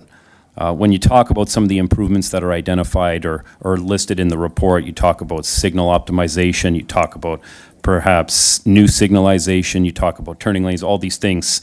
They're dependent on, how the intersection functions and how that changes over time. And obviously the big change factor would be new development. So what the EA will do, it will look at, how the phasing of the developments are going to be proceeding, looking at which blocks are happening when, what the correspondent traffic movements are, what are the overall traffic movements considering the overall network, not just, on the north side, but the south side too, and come up with a fulsome set of recommendations in terms of what those exact improvements are and when. So that would come out of the EA study, which will include a full evaluation, possibly different scenarios, costs associated with those. But you're right, it's been the result of a longstanding collaboration that's been happening with the region to get to that point, considering the magnitude of the overall potential development. So through you, Chair, to Mr. Bruder. So then if you could further elaborate then or clarify, so as we go through this process and improvements are determined and are analyzed, what can we expect in terms of the region being responsible for versus the developer of this application that we're looking at this evening? Through you, Mr. Chair, this would all be kind of growth related as it relates to development, so it would be incorporated likely into development charge studies, especially at the regional level, to cover the cost of the improvements as well, or otherwise where appropriate. I'm not quite sure yet, but there may be some direct developer contribution depending on how things happen and when. But those would be the two ways in which you would address the costs of these future improvements that are identified. Okay, that's great. I appreciate those responses. So through you, Chair, you know, we're hearing tonight quite a bit about this area about environment concerns. We talked about, the mayor asked earlier about some areas around the creek and the conveyance to the town on some of that. But I wanted to, through you, Chair, to staff to specifically kind of concentrate on, you know, in the report, again, it states, the official plan states the development be restricted on all lands within a minimum setback of 15 meters from the stable top of bank of any river or stream characterized as important or marginal fish habitat, in other words, the Prudence Creek. So we talk about a 15-meter buffer, but we also talk about in the report a 100 square meter encroachment area. I'm wondering through you, Chair, if our staff can speak about, you know, how this has been undertaken and maybe what agencies have been involved in that at this point and how that will roll out moving forward. Yeah, through you, Mr. Chair. So that, you're right, though, that's exactly what's stated. Where the 100 meters squared comes into play is that was the existing footprint of the previous building, recognizing that there's no further encroachment. So that's identified as the only possible area where there could be some encroachment into that setback that you mentioned. And that wasn't just identified just by town staff, to your point. The Niagara Peninsula Conservation Authority and regional staff, who are really the ones responsible for scoping a lot of the environmental impact assessments that are undertaken for a wide range of projects. They were out on site making sure that they were evaluating the condition, and they agreed that that was reasonable given the previous setback. So hopefully that answers your question, Councillor. And just to take it one step further, so then this would be a requirement at the site plan control stage that the applicant then would have to abide by the recommendations of any EIS. Is that correct? Through you, Mr. Chair, that is correct, Councillor. We would want to make sure that the mitigation items that are identified in the environmental impact study are implemented during construction. We would have clauses in the site plan agreement that would make sure that that occurs. And finally, if there's any securities that would be needed to be given by the developer, those would be clearly stated at that point as well, or would they be part of the H provision? I didn't see that in the H provision, so I'm just looking to clarify that. Through you, Mr. Chair, we usually do have specific line items in the securities or letter of credits or whatever you want to call it. The securities we undertake for these types of things, for landscaping things, replantings, things like that. So it would be specifically laid out in the securities. Thank you, Chair. Thank you, Councillor Bernay. Mayor Easton.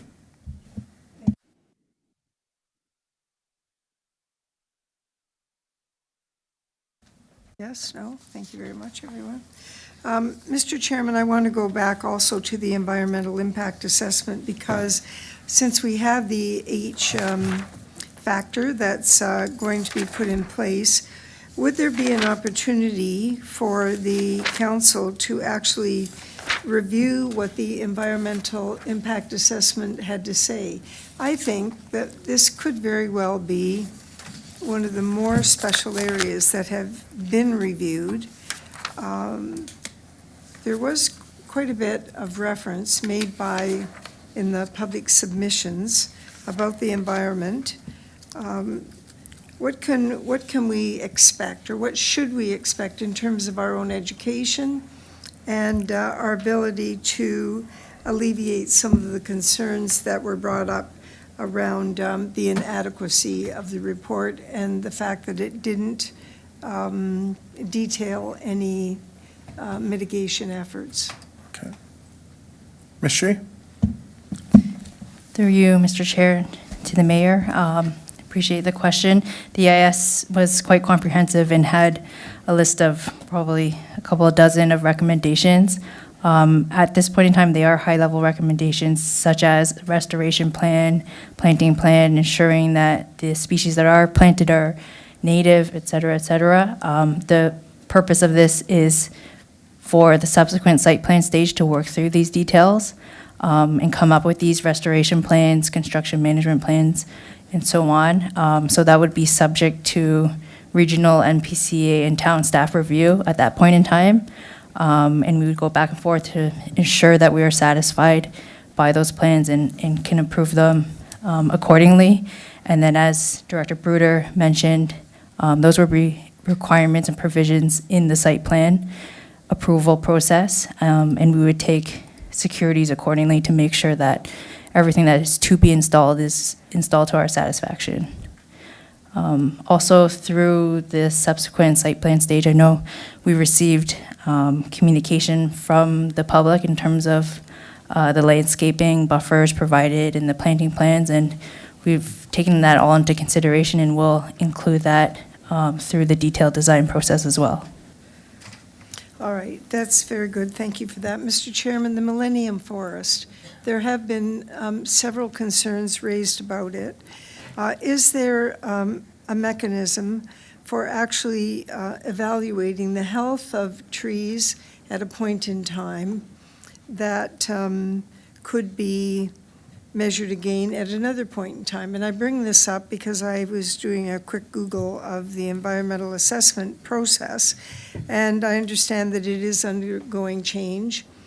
And so I'm curious to know whether any evaluations have been done, because we could very well find ourselves wanting to take a look at that later on, depending on what has happened in that area. Okay. Ms. Shi or Director Bruder? Through you, Mr. Chair. Typically, when there's an adjacent site and there's potential concern of damage to existing plants or trees, we can evaluate at that site plan stage what the existing condition is, ensure there's proper protections in place, and then evaluate the health of those trees and vegetation after to make sure that no damage has occurred. And if something has occurred, then the development would be responsible for fixing that. What would that entail, Mr. Chairman? What would fixing it entail? Just in terms of if there's any replanting or any other protection measures can be put in place. Okay, Mr. Chairman, I appreciate that. This is a little bit different than some of the other issues that we've looked at with trees. We may want to take a different look at this to make sure that we are preparing for mitigation if it comes to that, but to have as much information available to us. Mr. Chairman, I have another question of Ms. Shi regarding the distance between the backyards of the first homes in that semicircle. What is the distance between the edge of the backyards and this development? Not the trees, but the actual hard development. The distance from the building to the residential lot lines is over 75 meters, I believe somewhere around 78 meters. Okay, thank you very much. Thank you, Mr. Chairman. Thank you, Your Worship. Councillor Brunet.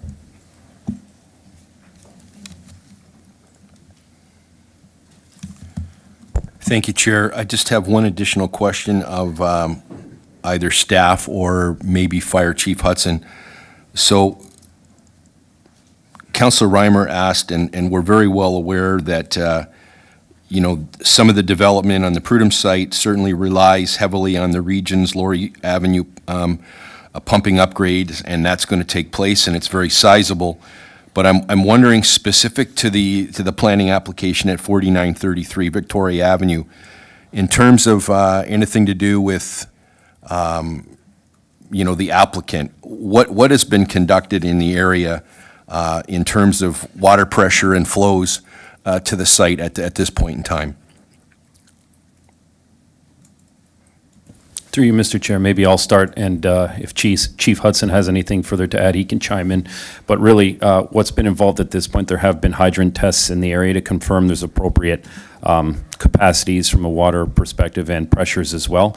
And this is from a firefighting perspective to make sure everything's in line with code and what's needed at the site. So those investigations have already been done at this stage.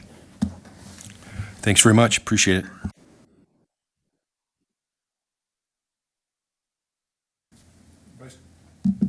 There we go. Vice Chair Murray. Thank you very much, Chair. There's been some excellent questions around the table this evening, and I really appreciate the diligence that's being shown by all the councillors. It has left me with no further questions, but as I am a councillor in the ward where this development is being proposed, I'd like to share my thoughts on this development, and Chair, I appreciate the leeway to say a few comments, if I may. Thank you. Through you, Chair, I'd like to begin by expressing my sincere gratitude to everyone who has attended these meetings, not just this evening, but every time it's been on the agenda. I appreciate your phone calls. I appreciate the emails that you've sent. I appreciate the communication that we've been able to have. Your engagement and commitment to this process has been truly appreciated and valued. We've listened to your hopes, we've listened to your concerns, your reservations about this project, and I want you to know that I respect your perspective and I hear you. Our neighborhoods, our community, they're more than just places where we live. It's where we've built our relationships, put down roots, and come to feel at home. I recognize that seeing significant changes, particularly changes that mean increased density, can bring about feelings of uncertainty and make for some uncomfortable conversations. But it's essential that we have these conversations because although change isn't always easy, in order for our community to continue to prosper and grow, it is something that we must work through together. I've listened to your concerns, reviewed the materials, visited the site and your neighborhood, and spent a lot of time wrestling with what this change means, and I can assure you that the decision has not been an easy one. We can't ignore that we're located near one of the busiest highways in the province and that our town is growing. The province is driving that growth, and as we see an increase in population, the demand for housing and services continues to increase. If we want our community to remain vibrant and sustainable, we must find ways to grow that will not only meet the needs of today, but also the needs of tomorrow. And yes, development and increased density will be part of that solution. This new project is designed to introduce different types of housing. It will create jobs, boost our local economy, and provide public amenities for everyone in our community. That being said, I do want to be clear that I hear you when you express concerns about the things that matter most to you: traffic, parking, your sense of community, and preserving the character of your neighborhood. These are challenges we must and will address should this development move forward. I know that town staff are committed to working with the developers and continuing to engage with you as our community, as well as the developer, to ensure that we do our best to integrate the new build into the existing fabric of the neighborhood if it is approved. I also want to emphasize that development does not mean the loss of what makes our community special. I've heard concerns about this, and I want to assure you that this project will not erase the history, the culture, or the unique feel of your neighborhood that we all cherish. Rather, it's about transforming a formal industrial site into a vibrant residential and commercial area along our waterfront. This space will welcome both longtime residents and newcomers alike, people who need a place to live now and in the future. I understand that this level of change can be overwhelming, and I don't want to minimize that. I know that not everyone agrees with this project, and I respect that. My role as your counselor is to listen to everyone, to engage with you, to listen to your concerns, and to find a way forward that works for all of us, alongside town staff and my fellow council members. The discussions we've had, the feedback you've shared, and the adjustments that have been made to the development plan because of your input have been incredibly valuable. Without the advocacy of residents like you, we wouldn't have gotten to the place that is so much improved from where we started. I truly believe that your voices have made a difference, and without your passionate input, I wouldn't feel as comfortable with this project as I do today. In the end, as a town, our goal isn't just to add new buildings. It's to create a thriving, connected community. We can embrace growth while also preserving what makes this neighborhood feel like home. We are moving forward with eyes wide open, acknowledging that change brings both challenges as well as opportunities. After much reflection, deliberation, and consultation, I will be supporting this project. I know that this will not be a welcome decision to most of you in the room, and I respect that. But as I reflect on the changes made to the initial proposal, our chances of success at a hearing if we reject it, and the alternative possibilities for this site, I believe that we've done the best we can with the situation that we have. It's not perfect, but I believe it is well done. I remain confident that as we move closer to the site plan stage, there will be further adjustments and refinements to ensure the project continues to meet the needs of this community. I'm committed to continuing to work with all of you to make sure that this development serves us all in the best way possible.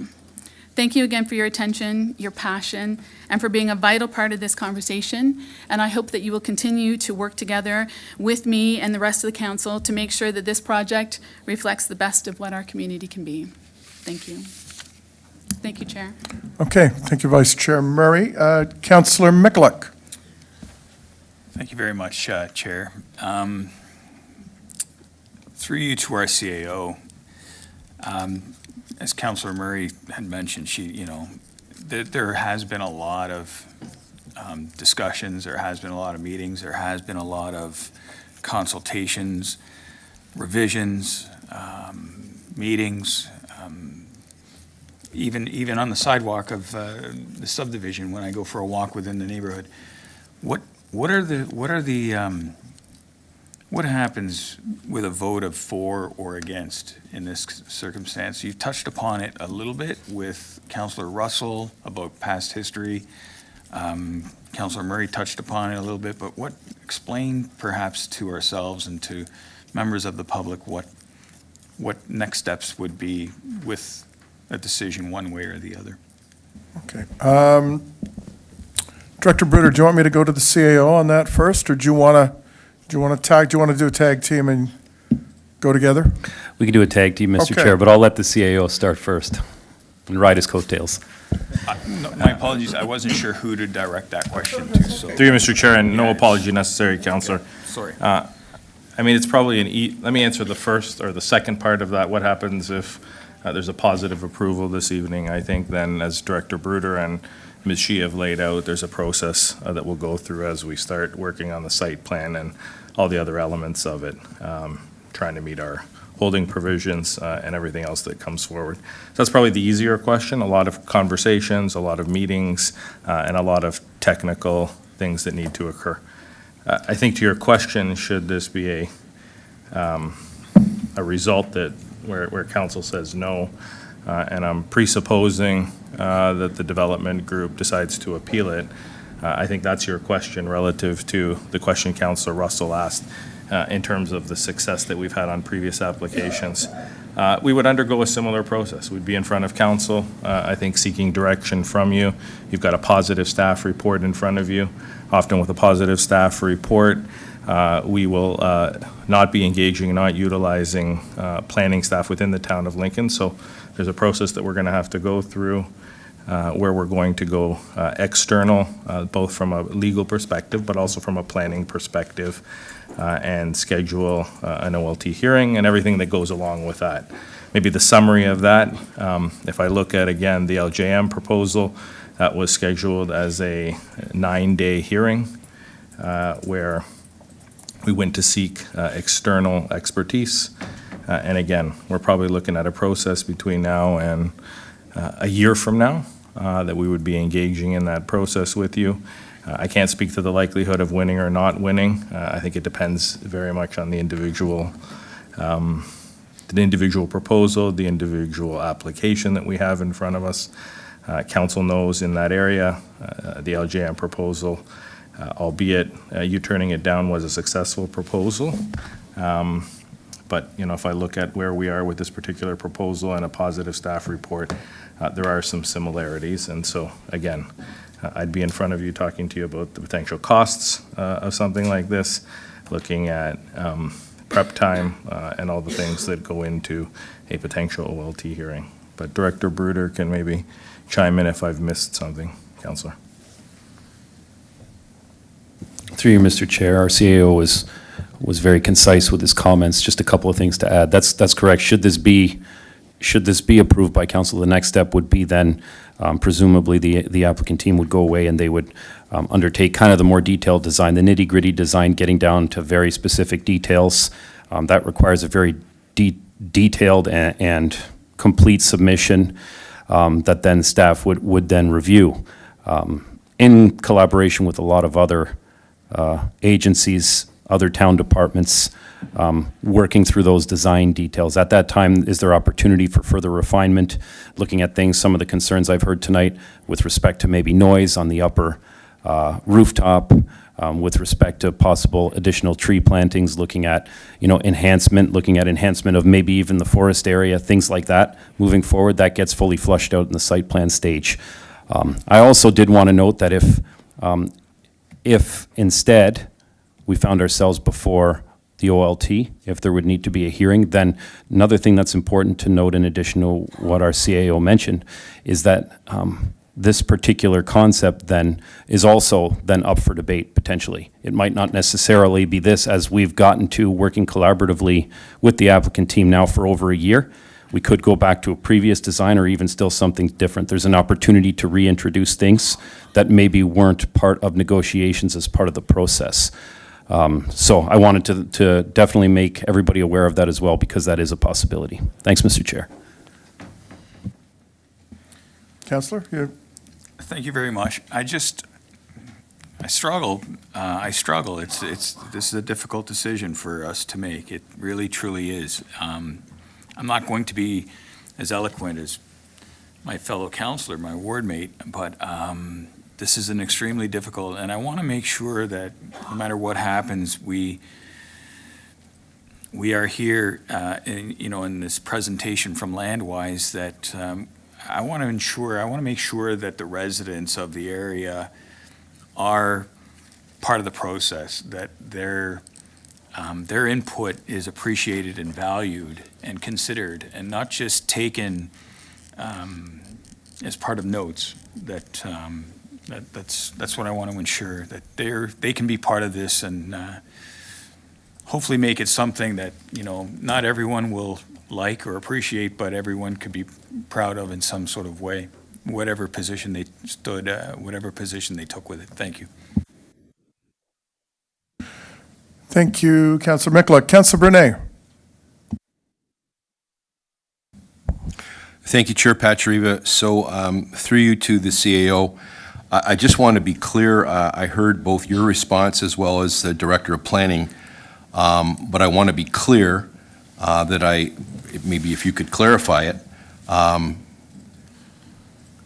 So is there an opportunity, or is there no opportunity? Let me start there. Is there no opportunity for staff to leave this meeting and try to negotiate with Globazin and court holdings, or does this go straight to an LPAT? Is there any open or willingness to have further discussion? I'm wondering if you could clarify on that. Through Mr. Chair to the councillor, I think should council say no, there's always an opportunity to sit down at the table and find a negotiation, or sit down and have a negotiation, find a compromise, and move forward. It does take willing partners to do that. It is based on likelihood of success and a whole bunch of other variables, but always a chance to sit down and have those types of conversations. Okay, there being no further questions from committee, I have a motion moved by Councillor Mikluck. The committee recommend to council to approve the official plan amendment application PL OPA 20240045 and zoning bylaw amendment application PLZBA 20240046 by Landwise on behalf of 4933 Vic Court Globazin GP Incorporated, subject to the following conditions. Number one, that the H symbol shall, upon application by the landowner, be removed by town council, passing a bylaw under section 36 of the Planning Act. The following conditions shall first be completed to the satisfaction of the Director of Planning for the town of Lincoln. A, sufficient water and wastewater services are or will be available to accommodate the proposed development to the satisfaction of the town of Lincoln. B, that suitable financial arrangements have been prepared to the satisfaction of the town of Lincoln, and if required, the regional municipality of Niagara, with respect to any cost-sharing arrangements, if applicable, pertaining to any servicing infrastructure requirements, including any potential exceedances of sanitary sewer allocation. And C, the owner has entered into a site plan agreement and the agreement has been registered on title. The committee recommend that council enact and pass the official plan amendment attached as Appendix D of the report PD 41-24 to amend the official plan policies for the subject lands, and that committee recommend that council enact and pass the zoning bylaw amendment attached as Appendix E of report PD 41-24 to amend the zoning regulations for the subject lands, and that committee deem that the zoning bylaw conforms to the official plan for the town of Lincoln, and that committee declare that they have considered all of the written and oral submissions and agrees with the planning report analysis and recommendations and finds that, subject to the conditions of approval, this application meets the Planning Act criteria, is consistent with the provincial policy statement, provincial planning statement, and complies with the growth plan, the Niagara Region official plan, and the town official plan. I will now ask our deputy clerk to open the vote. Thank you, Chair. That vote's now open.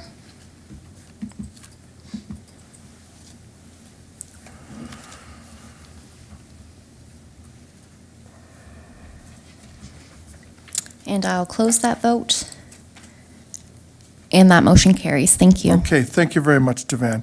So before we go on to our next item in the planning agenda tonight for 3411 to 3429 Rittenhouse Road, let's take a 10-minute break, and that way we can let people go home if they'd like to, and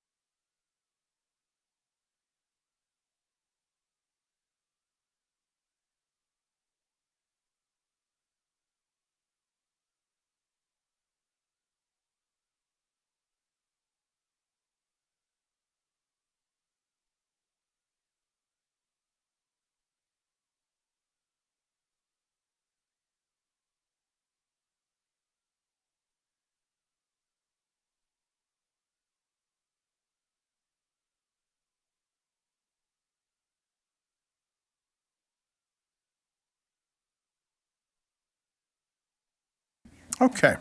Welcome back, everyone. We will now proceed with the remaining registered delegations pertaining to item 7.2.2 regarding zoning bylaw amendment application by Arcadis for 3411 to 3429 Rittenhouse Road, Vineland, Report PD 42-24. Members of committee and staff are listening to the feedback received as we move through the list of delegations. Please ensure you are speaking to new and relevant information and not reiterating previous comments made. Once we receive the delegations, committee will transition directly into the staff report and subsequent motion.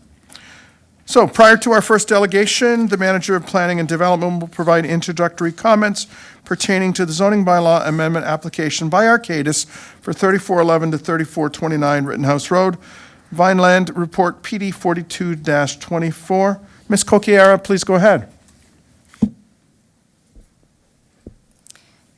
Thank you, Chair. This zoning bylaw amendment application represents the resubmission of an application that was originally proposed to permit an 80-bed long-term care facility and a 60-bed home for special care, both 4 stories in height with 23 parking spaces. We heard during the public engagement sessions at that time that there was not enough parking, amenity space was too small, size, scale, and design of the development was not fitting in with the character of the neighborhood, and there were also concerns with regards to the level of care at the home. In addition, staff had some land use specific concerns that were communicated to the applicant's team. As a result of comments received, the application was completely revised, replacing the 80-bed long-term care facility on the west side of the property with a 33-unit residential apartment building proposed to function separate from the special care home. Upon further review by town staff, the height and unit count of the apartment building was reduced from 4 stories to 2 and 3 stories and 26 units rather than 33 units to accommodate all parking on site and to take into consideration height transitions. The 60-bed home for special care on the east side was replaced with a 31-bed home for special care. This new facility represents the same bed count as the existing facility and provides an opportunity for the residents to live in a more purpose-built facility while more than doubling the available parking spaces compared to the existing scenario. The architectural design of the buildings have also considerably changed. The property currently contains 2 single detached dwellings to the east of the existing home for special care. The single detached dwellings are proposed to be demolished, allowing the new home for special care to be constructed first. The apartment dwelling would be the second phase of development once residents move back into their new home. With regards to parking, 35 parking spaces are allocated to the apartment dwelling, including 3 visitor parking spaces. This has been deemed sufficient in the traffic and parking assessment, and the apartment dwelling parking ratio is similar to other recently approved residential developments.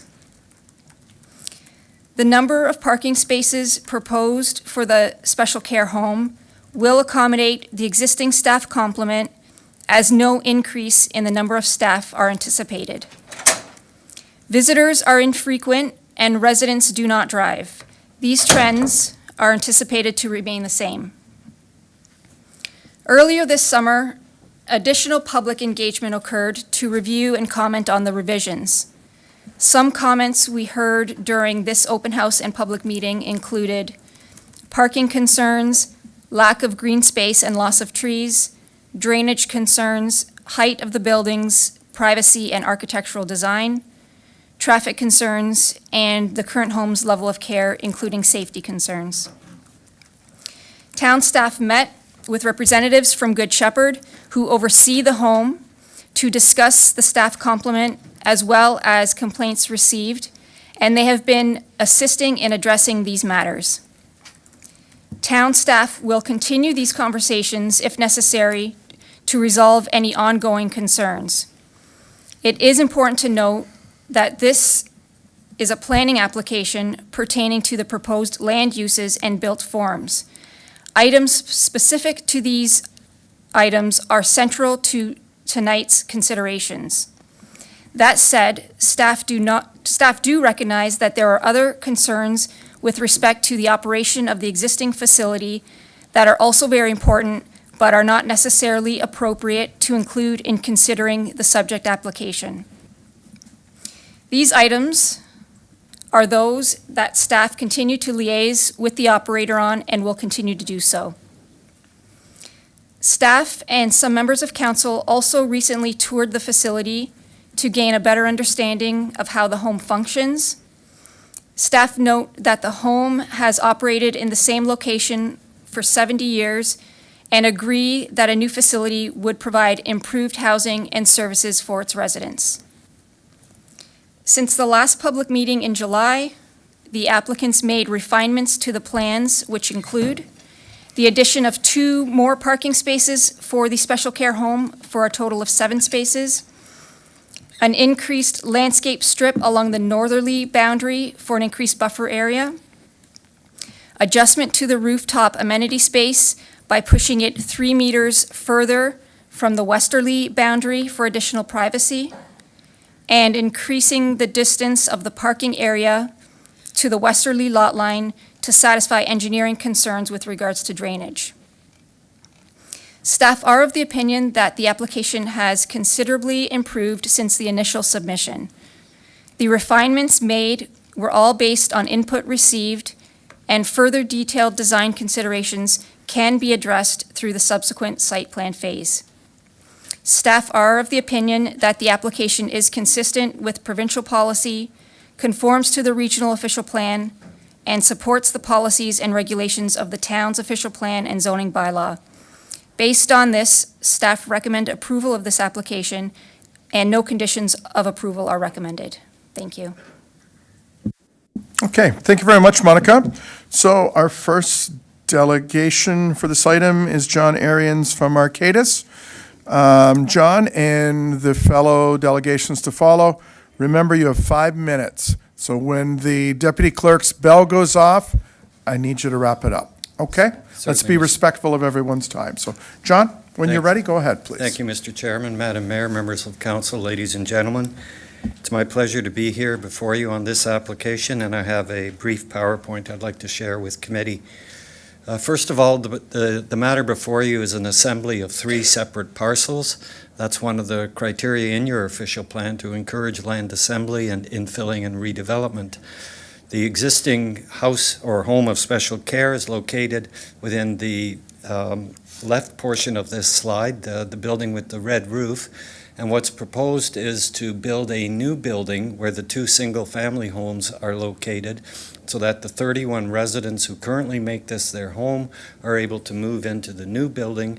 And then once they're in the new building, the existing building with the red roof would be demolished, and that's where the apartment would be constructed. This application has been ongoing since December of 2021. That makes it 3 years. And I'm very pleased to have worked with your staff, with the members of the public. We've had 2 public meetings and 2 open houses, and as Monica indicated, the application has changed substantially. This slide just shows the surrounding context. To the north, we have a parking lot, the exterior side of an apartment building, and a church parking lot, while to the west, south, and east, we have low density. The property is about 40 meters from Victoria Avenue, which, as you know, is a major collector road. This was the original development proposal, which included both a long-term care facility, like a nursing home, and a proposed group home or home for special care. That has been revised substantially as a result of staff and resident input. But at the first open house, we heard concerns about land use compatibility, parking, traffic, and how the site functions with respect to outdoor amenity space and emergency services, and the design and scale of the building was also a concern. This now is the revised proposal, And again, on the right-hand side in purple is the proposed new home for special care. It will continue to house only 31 residents, which are currently residing on this property and making Vineland their home. To the west, we have the proposed apartment building.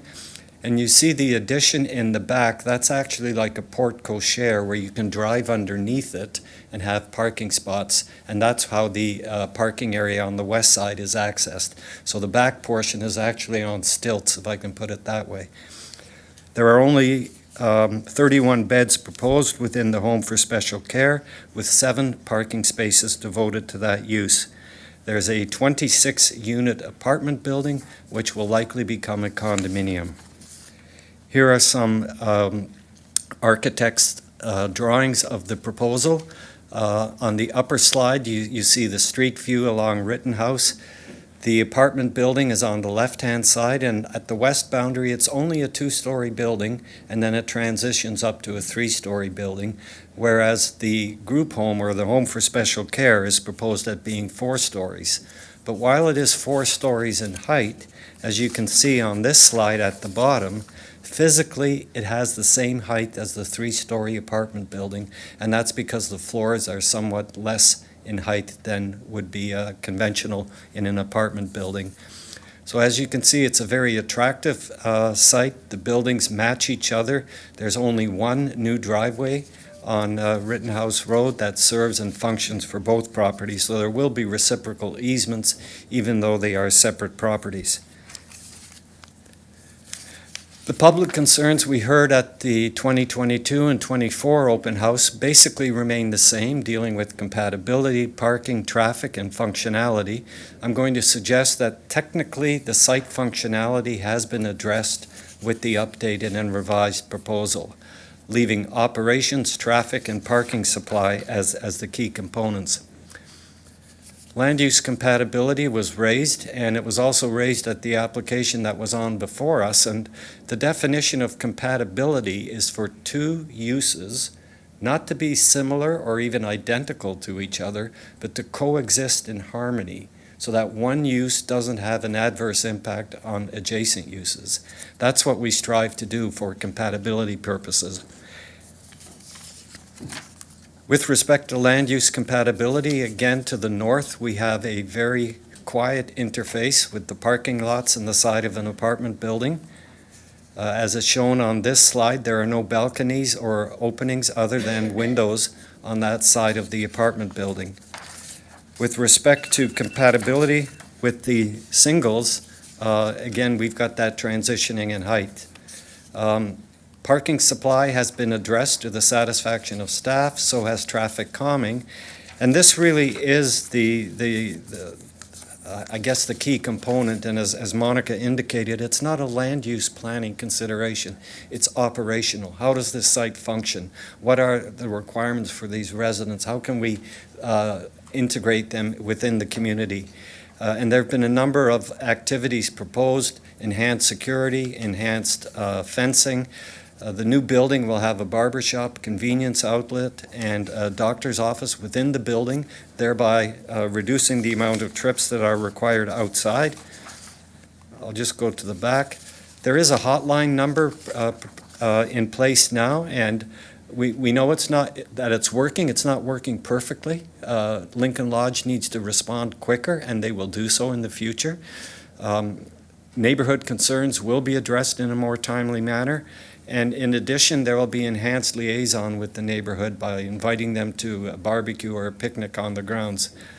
So in conclusion, the proposal is consistent with the planning documents that we have to have regard for.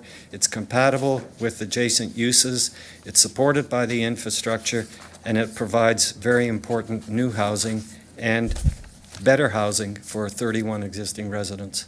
Those are my submissions. I apologize for going slightly over. Okay.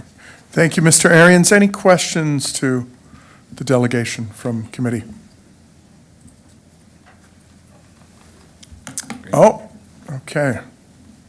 I thought you were off the hook, John, but Councilor Reimer, go ahead. Thank you, Chair Patriva. Thank you, John, for the presentation, for the revisions in your application as well. Just a question of clarification, sorry, and also with the new landscape with respect to property lines and respecting that distance. One question, and it might just be the way they're shown in the slides, but are we treating this entrance as a road or a driveway? Does the sidewalk continue through, or is it being, I know there's a designation there, but have we changed that now to an actual road coming onto Rittenhouse as opposed to a driveway? Through the chair, it will be a driveway, sir. The sidewalk on Rittenhouse is continuous Will across continue, its front. There'll be an internal walkway beside an internal driveway. The driveway will be on the apartment side. They will own it, and the special care home will have an easement over it to drive over it as well. Okay. So it's a Right. shared driveway, basically. Yeah, but if there are, the sidewalk will continue through? Yes, sir. Just, okay, thank you. I have some other questions for the staff report later, but thank you, Chair Patrick. Thank you, John. Okay, thank you, Councillor Reimer. Councillor McLuck. Thank you very much, through you to the presenter. Looking at the drawing, there's conceptual drawings of the outside of the apartment building and that sort of thing. Can you tell me a little bit about what these apartments look like? How many, are they one bedroom, two bedroom? Are they 300 square feet each? Or are they 1,200 square feet each? Can you tell me a little bit about the apartments themselves and who is going to be the target tenant? Through the chair, the floor plan for the apartment unit is in a kind of in a state of flux, because originally we had a 4-story building. We've reduced it down to a 3-story building, so we're still playing with the footprint. There will be a mix of 1 and 2 and possibly some 3-bedroom units. They will be market-driven, so as any other condominium, they will be, 600 to 750 to 800 square feet in area. I expect most of them will be 1-bedroom units because of the available parking. We have to kind of match the occupancy with the parking. But that will be subject to future design work, which will all be part of our site plan submissions and floor plans and detailed architectural drawings. Okay, thank you for that. Another question with regards to the design itself of this, the apartment building that could perhaps be a condo building one day. Amenity space and that sort of thing. I'm looking at the landscape area. I'm looking at, you're saying that there's a rooftop. Like, what are your thoughts on the landscape space? Like, what is there a fitness room? What amenities do you think that residents living within this apartment building may enjoy? Through the chair, there will be interior amenity space like the party room, like possibly a small gym, not a large gym. I mean, we're only talking 26 units. So from that standpoint, I see the main amenity area being that second floor rooftop space.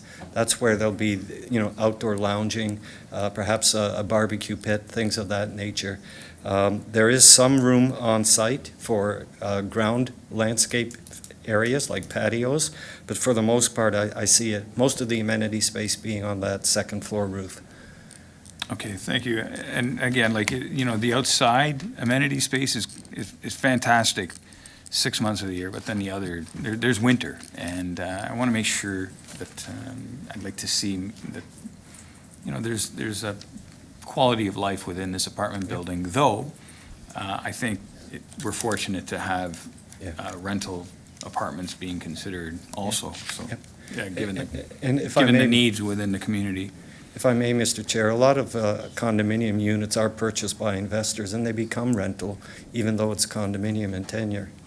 And we also have the neighborhood park directly across the street on Rittenhouse as well for additional outdoor amenity spaces. Okay, thank you.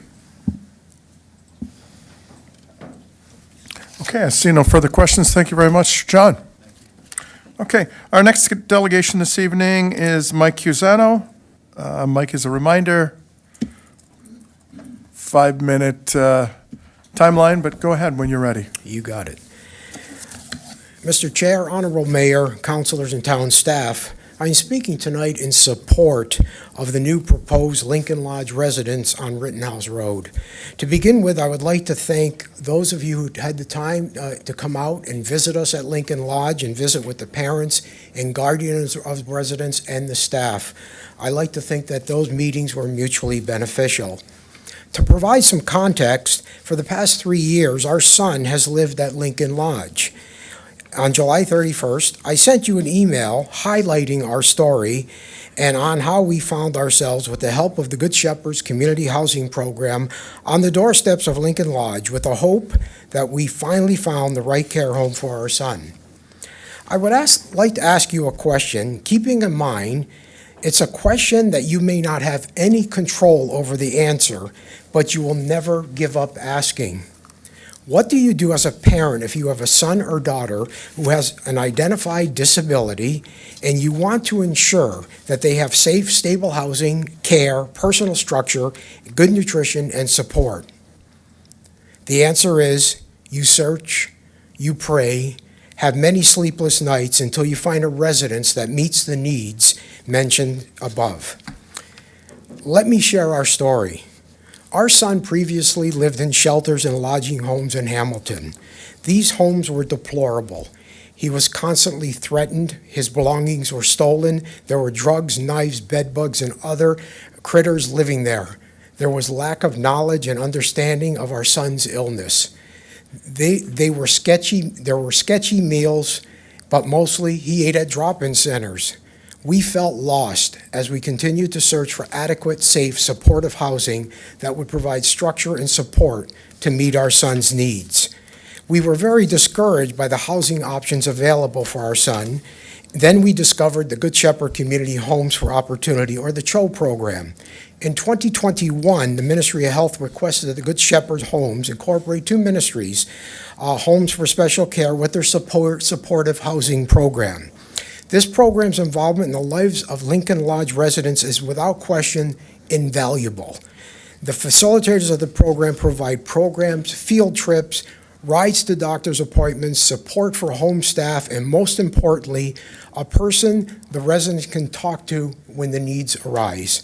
I cannot praise the people of CHO enough for their involvement and dedication to the well-being of our family members. The CHO program's involvement is one of the most important factors that enhance the care and safety of our residents at Lincoln Lodge. Moving forward, we were fortunate enough to be accepted into the CHO program. As parents, we can finally sleep at night. Lincoln Lodge has supportive, caring staff and owners. There is no nonsense approach to house rules and respect for each resident, the home, and its staff. The home is clean, our son is well cared for, and the meals are home cooked. I can't talk highly enough about the wonderful people who work at the lodge. The change in our son soon became obvious. When our son moved in, he slept in his clothes with his shoes on and all his belongings in a backpack that he used as a pillow. After a week, when he realized no one was going to steal his clothes and that he could now sleep with both eyes shut peacefully. A location away from a large city influences adds to the well-being of the residents. This home has been there for almost 70 years. This home does its best for what they have to work with, but most things in the existing buildings are near the end of their expected life cycle. At that lodge, residents and their families are only asking for a nice place to call home. This is why I asked that the proposal be approved in total. There has been ample due diligence from the town, with what I understand has been ongoing cooperation from the applicant. In my opinion, it's time for the community and the town to renew their support by acknowledging their obligation to sustain proper shelter for the marginalized members of our community. There is never a broad solution to the housing issues facing our communities, but when you have owners who are willing to invest in a solution, your support should be without question. Thank you. Oh. Okay, to those, remember I reminded you, no clapping, no cheering, not the arena. Mike, very well said. Any questions to Mr. Cusano? Okay, I see none. Thank you very much. Thank you. And look at that, under the bell, so good job. Mike, you can delegate anytime. Okay, our next delegation this evening is John Lee from the Good Shepherd. And John, as a reminder, 5 minutes. Okay, go ahead when you're ready. Good evening, Mr. Chair, Your Worship, Council, and committee members. Thank you for the opportunity to address you tonight as I work through my nervousness. As previously said, my name is John Lee, and I am here on behalf of Good Shepherd, a trusted and long-standing organization committed to supporting vulnerable populations through innovative and compassionate healthcare, social service, and housing initiatives. I would like to begin by clarifying Good Shepherd's role in this development. We are the Ministry of Health's chosen administrator of the Community Homes for Opportunity program, also known as CHO. It is a program which provides critical housing and support for individuals facing mental health challenges. To be clear, we are not the developers of this project. This is a private development that currently holds a contract to provide 31 beds to vulnerable populations under the CHO program. Our role is to monitor and support standards in the home and provide additional supports to residents that align with our program's goals. Tonight, you have heard from families and community members, and you might hear from more community members who recognize the value of this development and lives it can positively impact. You may also hear concerns from individuals who feel this project does not belong in their backyard. Both perspectives highlight a broader and urgent challenge: how we as communities respond to the increasing demand for affordable and supportive housing amidst a national housing crisis. Canada is experiencing a critical shortage of affordable housing, especially for vulnerable populations, those who are aging, marginalized due to mental illness or addictions, people who are too often overlooked in our communities. For municipalities like Lincoln and others across the Niagara region, the alternative to building supportive housing is stark. Without such developments, we risk further exacerbating crises like encampments, which strain community resources and create deeply inequitable living conditions for our most vulnerable neighbors. The need for this development and others like it is clear. To create a healthy Niagara region, we must build capacity to address the complex challenges of homelessness. This requires a collective effort from all levels of government, community partners, and residents to prioritize solutions that are both practical and compassionate. By allowing this development to proceed, the town of Lincoln demonstrates a commitment to address this challenge proactively, ensuring that vulnerable individuals have a safe, supportive place to call home, while reducing the broader and social and economic pressures that homelessness creates. This isn't an easy road. Our communities in the Niagara region will continue to experience growing pains, poverty, addictions, decaying health infrastructure, and homelessness have impacted us all. The town of Lincoln can set an example for how municipalities can rise to the challenge of homelessness with dignity, collaboration, and a focus on solutions. Thank you. Thank you very much. John, any questions to the delegation? Councillor Brunet. Thank you, Chair Patriva. So, Mr. Lee, thanks very much for delegating. You made it quite clear that the Good Shepherd is not the developer. Nope. And that you are, I forget the words you use, but the designate for the ministry. We are the administrator of the CHO program for this region. Okay. So to give you, to offer through the chair, relearning my procedures, I apologize. Historically, this was the Homes for Special Care program, which was funded by the Ministry of Health. It remains funded by the Ministry of Health, but then administrated through the hospital, the psychiatric hospital, St. Joe's, which was St. Joe's, or at the time, I forget its old name, but St. Joseph's Healthcare in Hamilton was the original administrator of the Homes for Special Care. Over the last 10 years, the ministry has reviewed a 60-year program and chose to evolve it, involving the expertise of supportive housing, which in your area the Homes program is one of the largest providers of supportive housing, and that's where our expertise comes in. So through you, Chair, thank you for that explanation. I just think it brings context. But I'm just trying to understand, because through this process, and Mr. Arians, was pretty clear, this process has been going on for 3 years. Yes. And during that time, we have heard from, residents that live on Rittenhouse Road, and we have received letters as council and as the committee, with obstacles and issues that have continued to had to be dealt with. Yes. So just so that I understand, and there's a hotline that's now in place.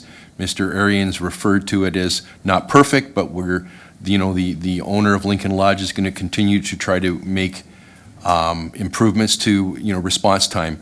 I'm just trying to understand from the Good Shepherd perspective, when a resident has an issue, and I'm not talking about someone like, Mike and his wife Shirley, but in terms of, a resident that lives in the neighborhood that is experiencing a problem, and if in their opinion, they're not getting the proper due diligence from the owner of Lincoln Lodge, do you provide any role in facilitating any of those issues? We have. I would offer this, the complaint process. I'll offer a number of things to support your question. The processes and the hotline wouldn't exist without Good Shepherd's involvement. During our time with a program that has been in need of evolution or modernization, most of the homes were struggling to have policies and procedures in place. Those are things that we have actively involvement in. There are two aspects of the CHO program from an administrative standpoint. There is the standards aspect of the CHO program, and there are the support aspect of the CHO program. You are speaking to the standards aspect. We provide annual inspections, and our standards supervisor meets with the homeowners on a regular basis. We encourage, and it is ultimately the homeowner's responsibility to address client concerns, community concerns, and as those concerns escalate, we have become involved. We've had conversations with the town of Lincoln. We've had conversations with fire when they have questions, because there is some challenges around legislation around homes for special care, which hasn't been adequately addressed yet at a provincial level. So I think in answer to your question, yes, we're involved. However, ultimately, the homeowner is responsible for the first level of engagement, and we expect and hold them accountable for reasonable resolution. Through you, Chair. Thank you very much, John, for that detailed explanation and that response. I think we heard from Mr. Arians, I believe it was Mr. Arians that mentioned that Lincoln Lodge has been operating for 70 years.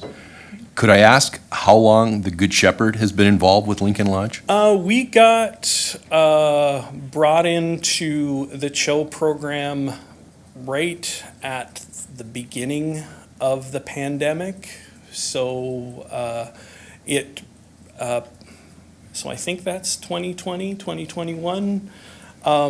It placed us in some unique circumstances where we could not be as on-site or active, but I can share with you through the chair is that we were critical in terms of being able to respond to outbreaks during that time when public health in the Niagara region was stretched thin and they were not able to respond as quickly as they had hoped. We were able to respond with our healthcare team, including a nurse practitioner. We were able to allocate vaccines when limited supply. So the support is working, in my opinion. I think from a standards point of view across all CHO homes, we have work that's yet to be done, but we are diligent and we are accountable as an organization, and we're accountable to this community, and we're proud to be a small part of it. Thanks very much, Chair Patriva. Thank you, Councillor Bernay. Mayor Easton. Thank you very much, Mr. Chairman. Mr. Lee, I hope this is the last time that we have to have a discussion about the operations of this facility. I think it is a sign of our ignorance and a sign of the lack of community understanding. However, these are not insignificant problems that have been presented, and I'm very grateful that Good Shepherd is seriously involved. I think that's to everybody's benefit. My question, though, because the questions are not going to go away, even though I hope, Mr. Chairman, that we're not going to be talking about them at this table because we have nothing to do with that element, is that how do we assist the community to understand what it's like to live in the midst of people who are apparently not normal, or however individuals want to define normal, where they are free to walk up and down the street, they are free to go to the corner store, they are free to engage just like any of the rest of us would. What kind of education process, and is it even possible to bring communities along to find comfort with the information that you're giving them? Through you, Mr. Chair, appreciate your comments, Your Worship.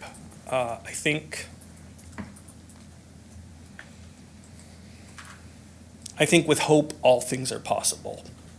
I know that we lack the capacity in the Niagara region to address the challenges of homelessness right now. We need to take an active role to address it. This is a small step from a private developer to address those needs. And while I'm not a resident of the town of Lincoln, Niagara region is where I call my home.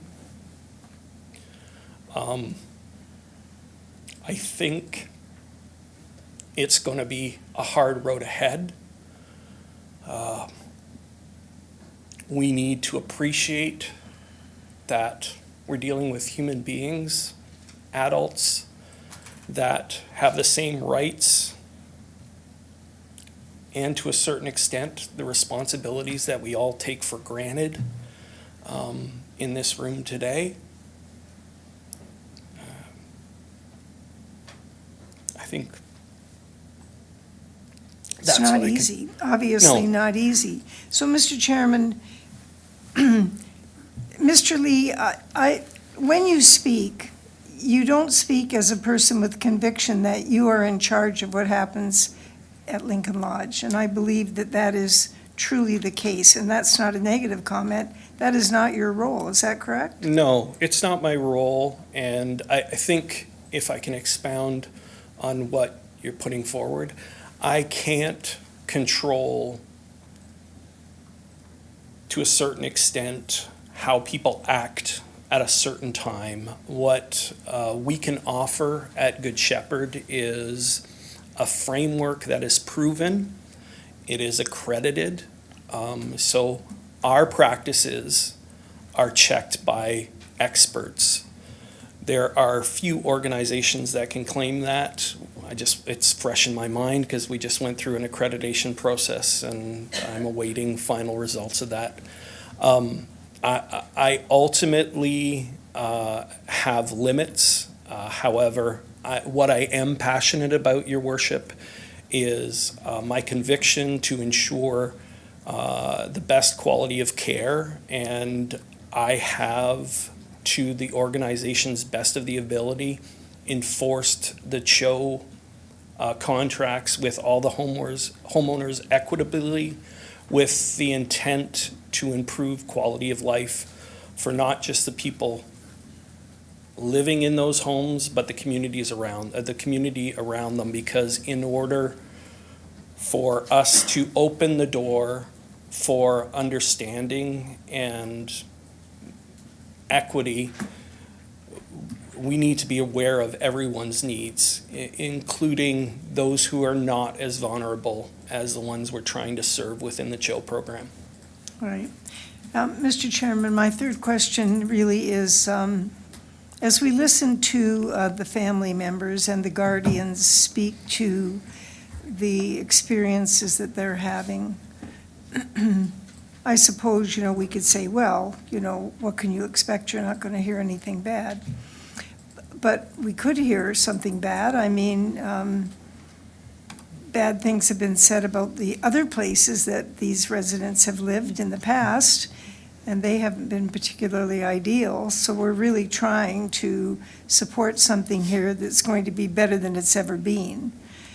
And so that gives me quite a bit of hope.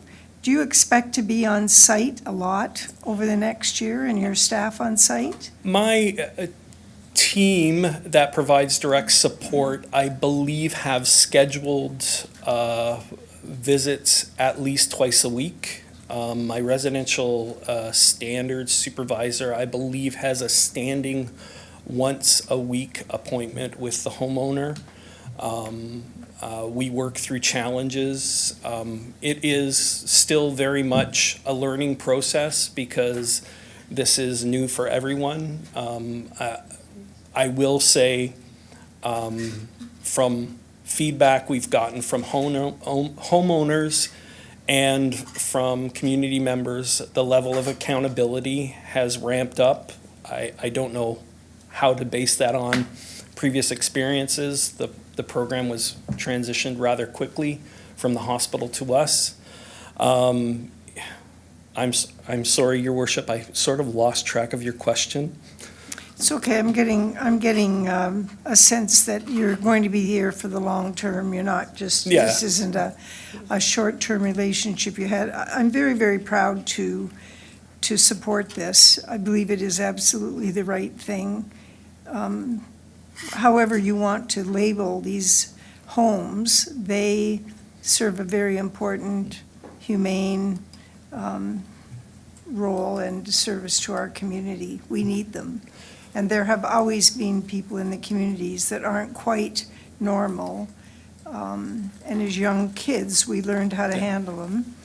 And maybe we learned a little compassion along the way. So thank you very much, Mr. Chairman. Thanks, Mr. Lee.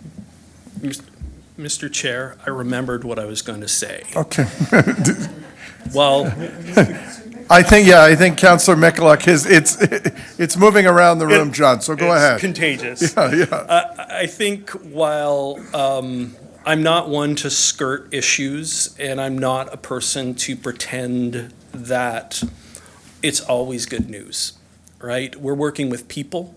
We're working with people who have significant trauma, significant illnesses that many of us are fortunate not to experience. When there are circumstances that lead to bad news or situations that need to be follow-up, we don't shirk that responsibility. That is part of our responsibility. That is part of being a hopeful, forward-moving organization that I believe Good Shepherd is, and I've been lucky to be a part of it for about 22 years.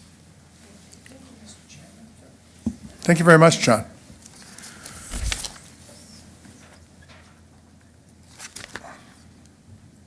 Okay, our next delegation this evening is Greg Reed. Greg, and as a reminder, 5 minutes. And through you to the council and Madam Mayor, appreciate the opportunity to speak. I'll try and stay well under 5 minutes because a lot of what I was going to say has been covered already. But one thing I want to add, and just to put a little perspective, Through a series of tragic occurrences, I became the only living relative available and capable of providing guardianship to a resident of Lincoln Lodge, a current resident of Lincoln Lodge. She wasn't a resident at the time. She spiraled out of control and was in the hospital for a period of 15 months after the tragic death of her mother and her sister. She was estranged from our family, and so I came into the situation completely cold. I had to take a look at what are we going to do. When I went through the process, first of gaining legal guardianship and then addressing where she's going to live, how she's going to live, it was an absolute eye-opener from several standpoints. First, from the personal standpoint.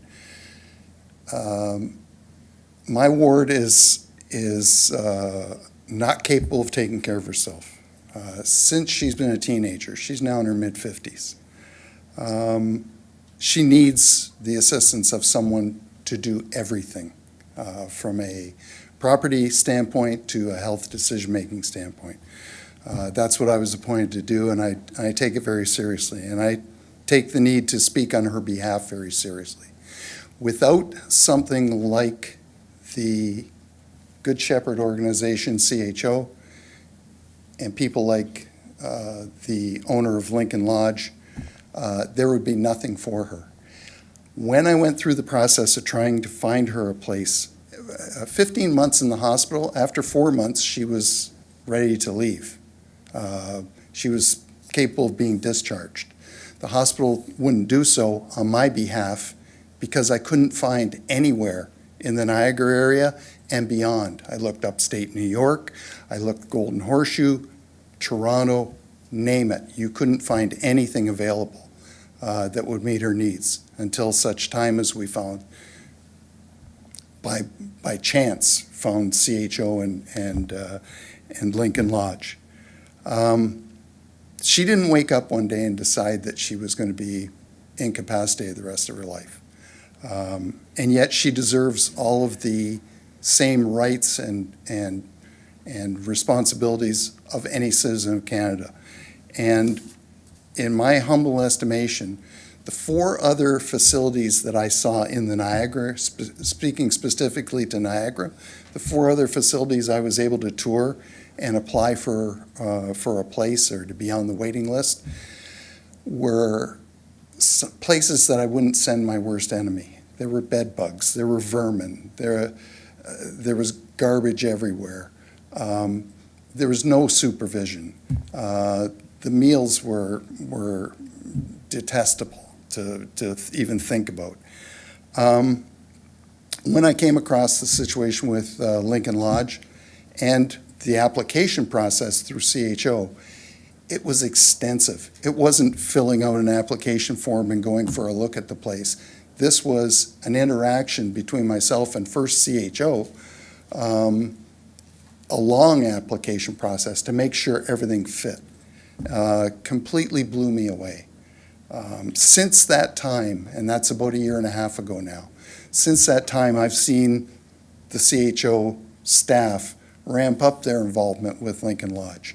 I've seen the staff at Lincoln Lodge just perform absolute miracles in my humble estimation of serving 31 people dinner, 3 meals a day from a kitchen the size of a postage stamp. It's incredible. So to think that there's a new facility that's purpose-built that's going to be available to the current residents of Lincoln Lodge, and the purpose-built aspect being the key, I can only imagine how much better it's going to be, both for the residents and for the members of the community, from the standpoint of a purpose-built facility that they can control better, that they can offer more security. And with that, I'll wrap up. Thank you very much. Okay, thank you very much, Greg. Any questions to this delegation? Thank you very much.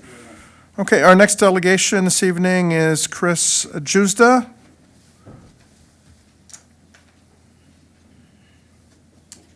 And Chris, as a reminder, 5 minutes. The timer on my watch here, and we'll be good to go. Thank you. Thanks for the opportunity to address council. I live on basically I live in Cherry Hill development. So we're not far away. I go up and down the street past Lincoln Lodge literally every day, either walking, biking, or riding. And these are nice stories that we've been hearing, and this is not meant to be negative towards the whole concept that's being utilized. However, I felt when I read the staff report, I've been involved since the early days into Zoom meeting when COVID was around. So not a lot has changed from that meeting to the objections of the residents, myself included, in the area. I'd like to refer to the staff report.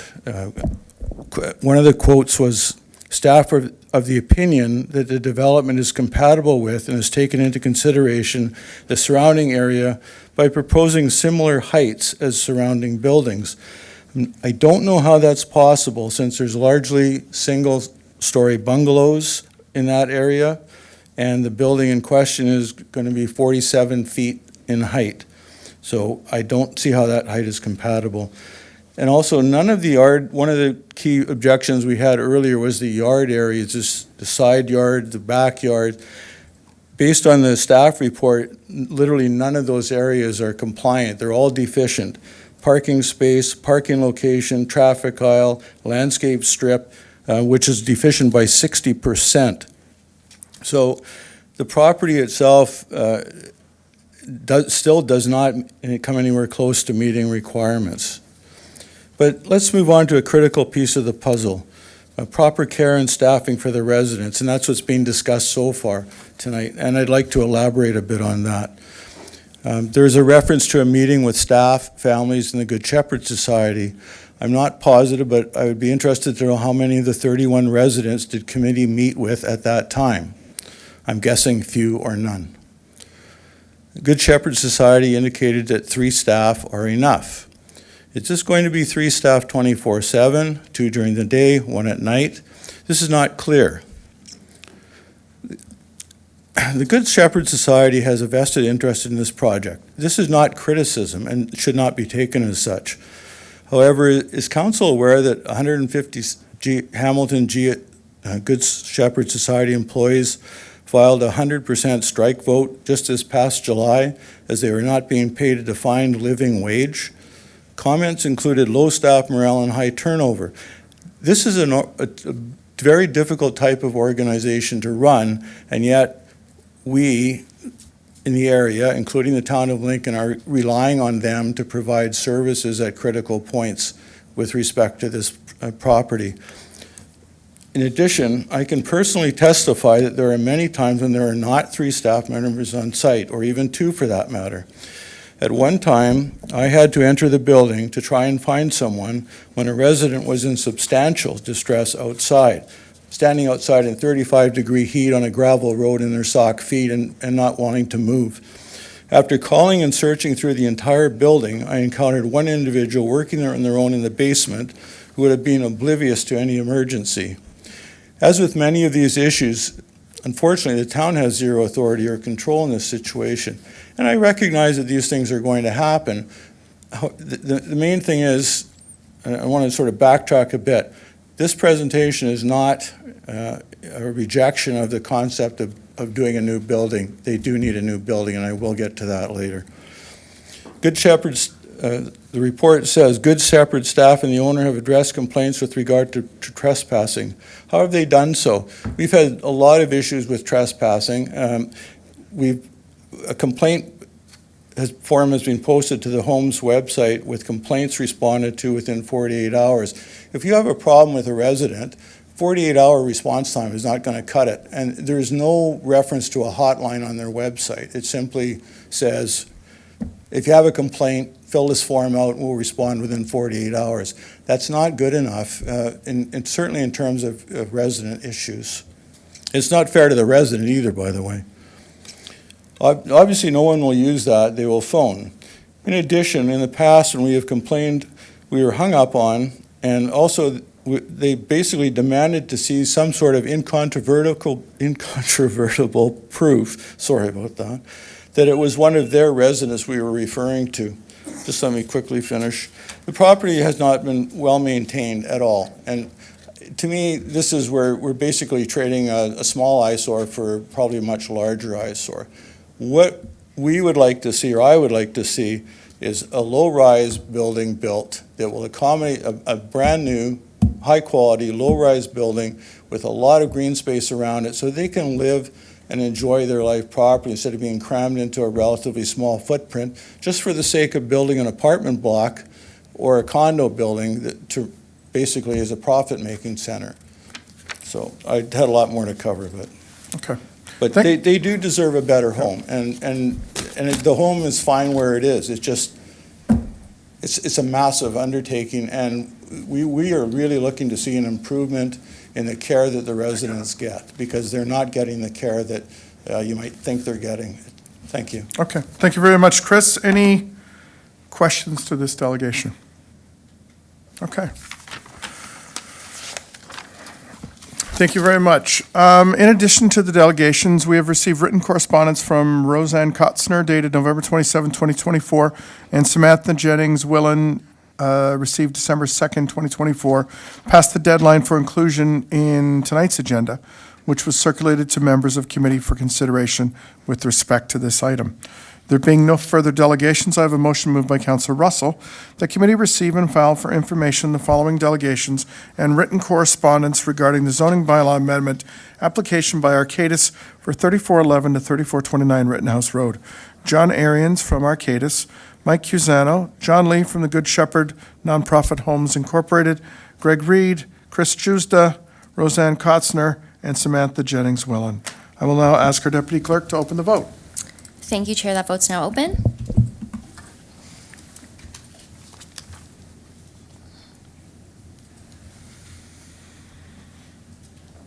And that vote carries. Thank you.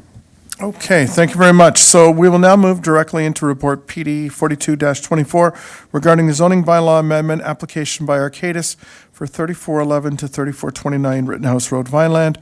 Are there any questions from committee to staff? And Mr. Bruder, Monica's fielding these? Okay.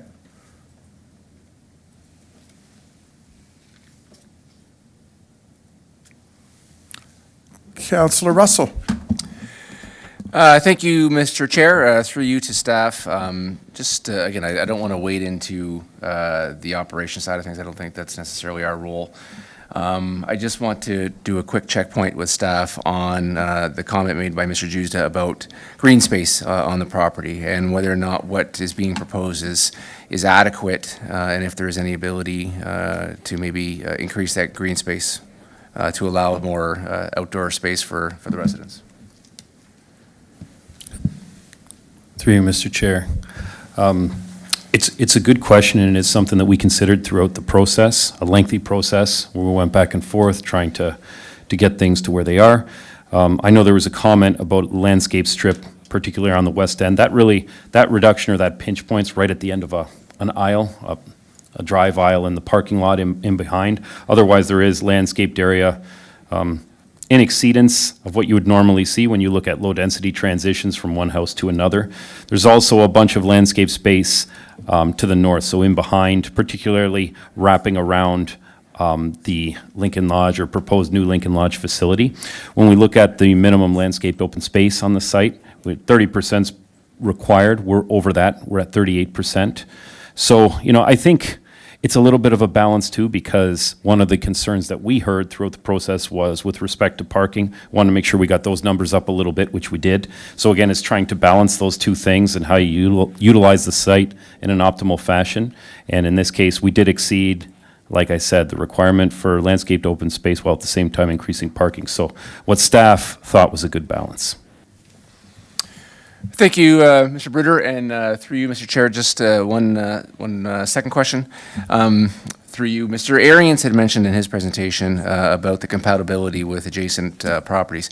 I'm wondering if you can give, again, because again, Mr. Juzda raised it in his comment, if you can give the staff thought on how this fits in compatibly, even though there is obviously a size differential between in heights, but again, your thoughts on how it fits into that area.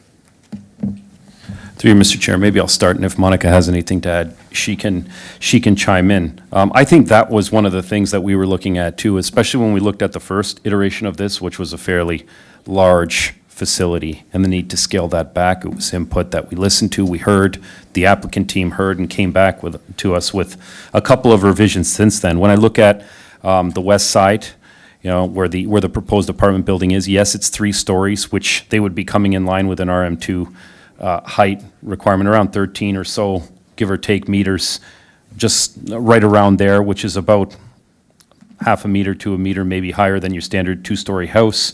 But there's also a 2-story step back, which is about 16 meters deep on the west side. So that transitions to the houses to the west. To the east, when you talk about the new Lincoln Lodge facility, I would note there that there's a fairly large amount of amenity space that's proposed in between there. Again, when you look at what a transition could be, even from 2-story house to 2-story house in a low-density neighborhood, our side yard setbacks are typically, 1.2 meters on either side. Here, we're going to achieve more than that just with that landscape strip. Yes, we're up a little bit higher in height. We're up to 4 stories. Comparable to the apartment building that is to the north. But ultimately speaking, taking those things into account, and again, looking at where we ended up and working towards these compromising factors, there has been efforts made to improve the transition on either side. And then when you look further to the north, you've got the apartment building, and then you've got the parking lot adjacent to it as well. So a little bit more, I'm not going to say flexibility, but a little bit more just to work with there with land uses transitionally speaking. Thank you, Mr. Bruder. Thank you, Mr. Chair. Thank you, Councillor Russell. Councillor Reimer. Thank you, Chair Patriva. Through you to Monica. On page 7 of the report, just to do with planning, section 222 and section 226 of the growth plan, is it possible just to give a bit of a background? I know we had to transition to the provincial planning statements in October. And I know there's a summary on page 8, but just the thought process behind it. And I realize probably some of these policies blend together, but just maybe the thought process behind how they fit specifically in these 2 planning statements. Or Matt. Yeah, I'll take that, Mr. Chair, because I think it's an important question. I think what you're referring to, Councillor, is some of the policy directives on diversifying housing stock, looking at, and when you do that, you have to look at the community in question specifically. When you look at the town of Lincoln, and I'm sure everybody around the table is tired of hearing me say it, but we don't have a lot of diversified housing stock here in the town. We have 3/4 or more. That's that low density, mostly single detached dwellings. There's an opportunity here. And again, taking into account some of the transitional items that I mentioned when I was answering Councillor Russell's question, there's an ability here to provide a little bit of infill opportunity.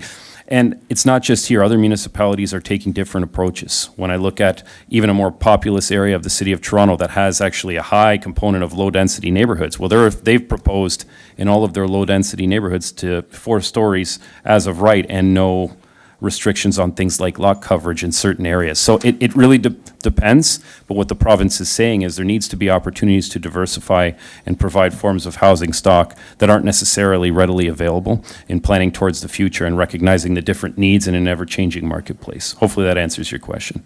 Yeah, thanks, Matt. That it's just the planning. We just catch up on what you give us on a new planning statement, another one comes in. So I know we had that transition the end of October, I believe, right? So just what that meant to this project specifically. Another question, if I may, Councillor Patriva, to Monica or to Matt, just with regards to concern about the flooding in the northwest corner. And at a previous open house, I'd asked the question and received a positive response to the water question, whether there's adequate enough, and that was positive. But I do like this plan because we actually control more of the water now than we do currently. So with roof water and with, the parking lot, we're actually being able to capture more of that water. So a question, I realize it's a little technical and it's further down the road, but just in case, and I'm not sure what the grading plan would be here, can we provide for a catch basin in that northwest corner should something, not be able to work with grades? I mean, it is a much better situation now, but just in case. Yeah, through you, Mr. Chair. I think absolutely, Councillor, as things as we go through our detailed design, we can certainly look at, it's not really a big item in the grand scheme of things, to be honest. If there needs to be a catch basin there to deal with maybe some of the localized flooding and site-specific concerns, we can deal with that. Ultimately now, as you said, it's better management of stormwater on site, directing it out to our stormwater infrastructure. So, but absolutely something we can look at further.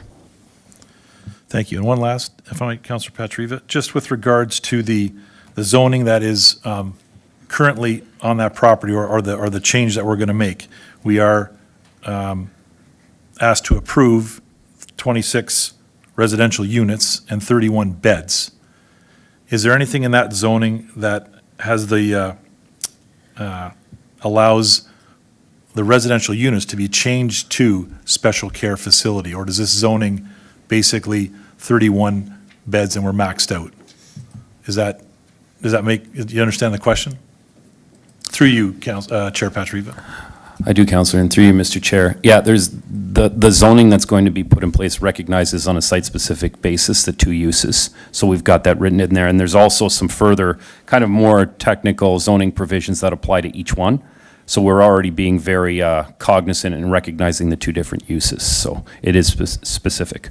And specific, follow up if I may, specific and that's maxed out. Like the residential might, down the road, planning policies might be some changes, but the 31-bed special care unit, that's 31 beds. Yeah, through you, Mr. Chair. We're recognizing that specifically as a zoning item in the zoning amendment, yes. Right. Thank you very much. Thank you, Chair Patriva. Thank you, Councillor Reimer. Councillor Timmers. Thank you very much, Chair Patriva.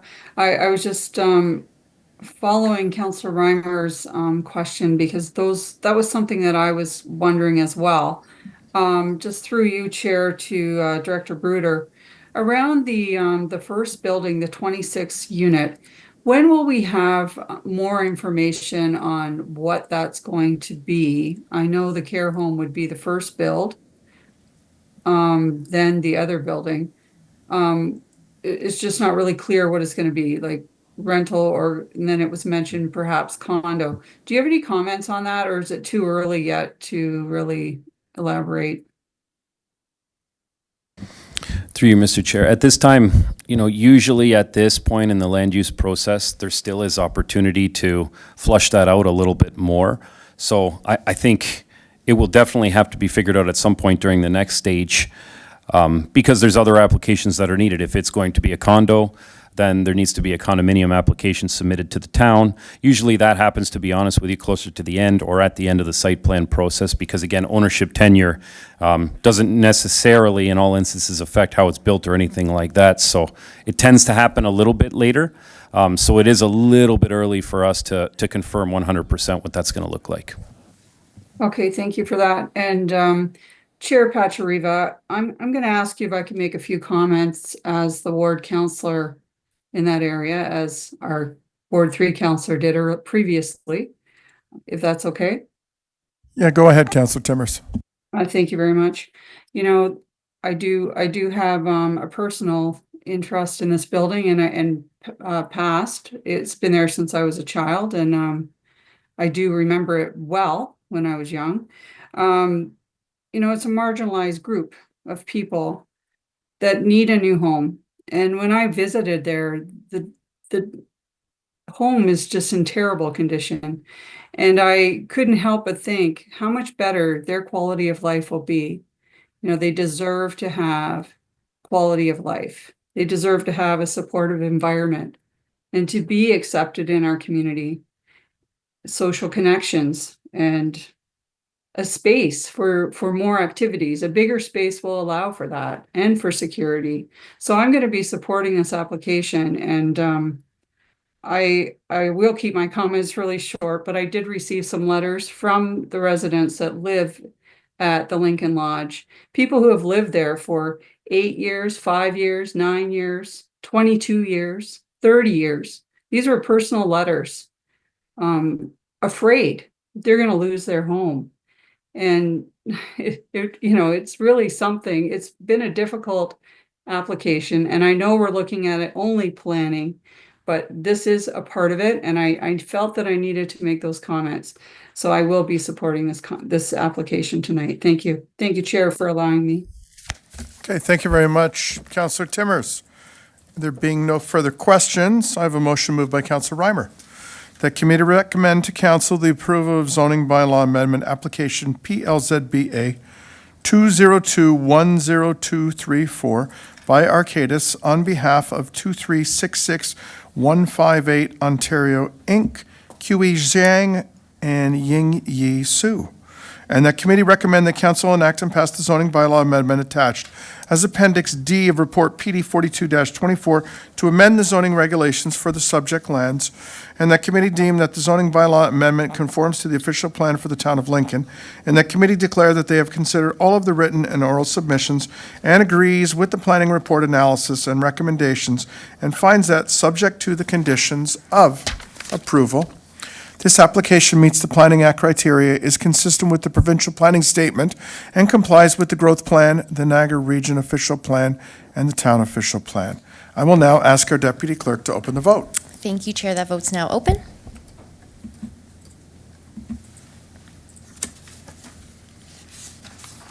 And I'll close that, and that carries. Thank you, Chair. Okay, thank you very much, Devan. So at this point, we will now deal with the Joint Fire Services Advisory Committee minutes of November 20th, 2024.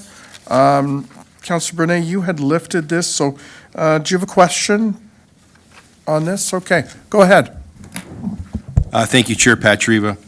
So I appreciate the fact that as council, we get in our package minutes of the Joint Fire Services Committee, and I'm well aware that we have three members, Mayor Easton, Councillor Michalak, and Councillor Patriva on there. But I asked this question because I was quite surprised to see in the minutes that we are awarding, and I'll just scroll down here, Councillor, Chair Patriva, that we are awarding another emergency management, another group, the EMG, be approved and awarded as a vendor to complete the fire service delivery review and future roadmap of Grimsby and Lincoln Fire Services project. I was kind of surprised that there was no mention of what this is costing us. This is in light of the fact that a couple years ago we hired, I believe, another group called the POMAX, which I believe we spent $105,000 on, and that was split between Grimsby and Lincoln. So, we talk about transparency, we talk about open communication. I'm just finding it difficult that there's no discussion here as to what is being spent, and for the residents that might be looking at this and questioning the fact of, okay, why is why are we hiring these companies to do these service delivery reviews? This is all information that I've been going back and forth with the CAO on, so I'm looking at my notes here, Chair. These are my notes. These are not resident notes. These are my notes that I've been talking to the CAO about, and I asked him if I could bring this up, and he certainly was supportive of me asking this, because I just think we're not being transparent here in what we're doing on this fire shared services. So that's the reason I've asked this to be brought up tonight for a dialogue. And again, I do appreciate these minutes being brought back here, but I'm just surprised that there's no mention of what this is costing us as a municipality. Thank you very much, Councillor Brunet. Mr. Karkopoulos. Through you, Mr. Chair, to the councillor. The councillor is correct. We had a conversation a little earlier today, and I did provide the councillor with that total. It is $84,470. EMG Group is EMG is the name of the organization that'll be conducting this subsequent review. That 84,470 will be split between Grimsby and Lincoln.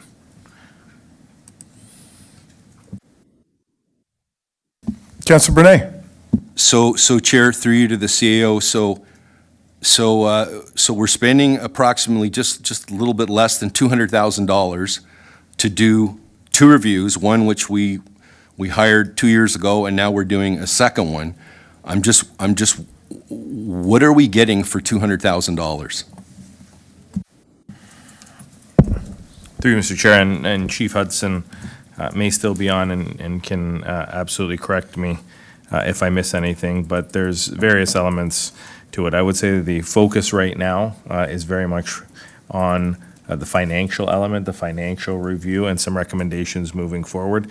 We have at various times, and the previous study really focused on more of the technical elements around a fire master plan, but I do see the chief joining, and so he can expand on that.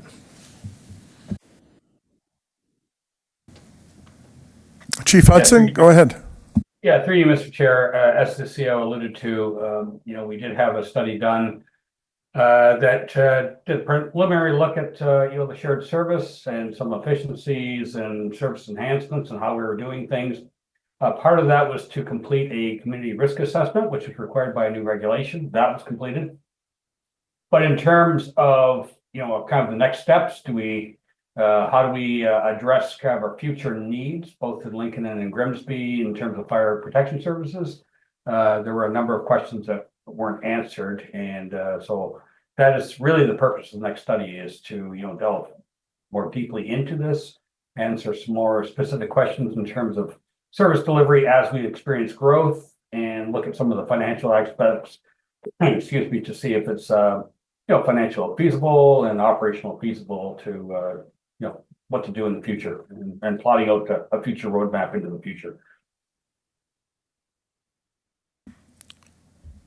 Councillor Brunei. Yeah, thank you, Chair, and through to the chief or to the CAO. I appreciate those comments, and it's important that we do have a roadmap looking forward to make sure we hit our growth. I'm wondering whether this additional monies that we're spending, is it time sensitive, or do we have anything in the review with an expectation on when we can have this coming back, so that we're not waiting another 2 years like we did the first time and then have to go out? And this was to be a pilot project. Let's remember where we started. This was to be a pilot project, and this pilot project has been extended because, quite honestly, we didn't like what we got back in the report, so we've hired another report. So I hope there's something in there that is time sensitive, so that we're not waiting another 2 years to get something back. Through you, Chair.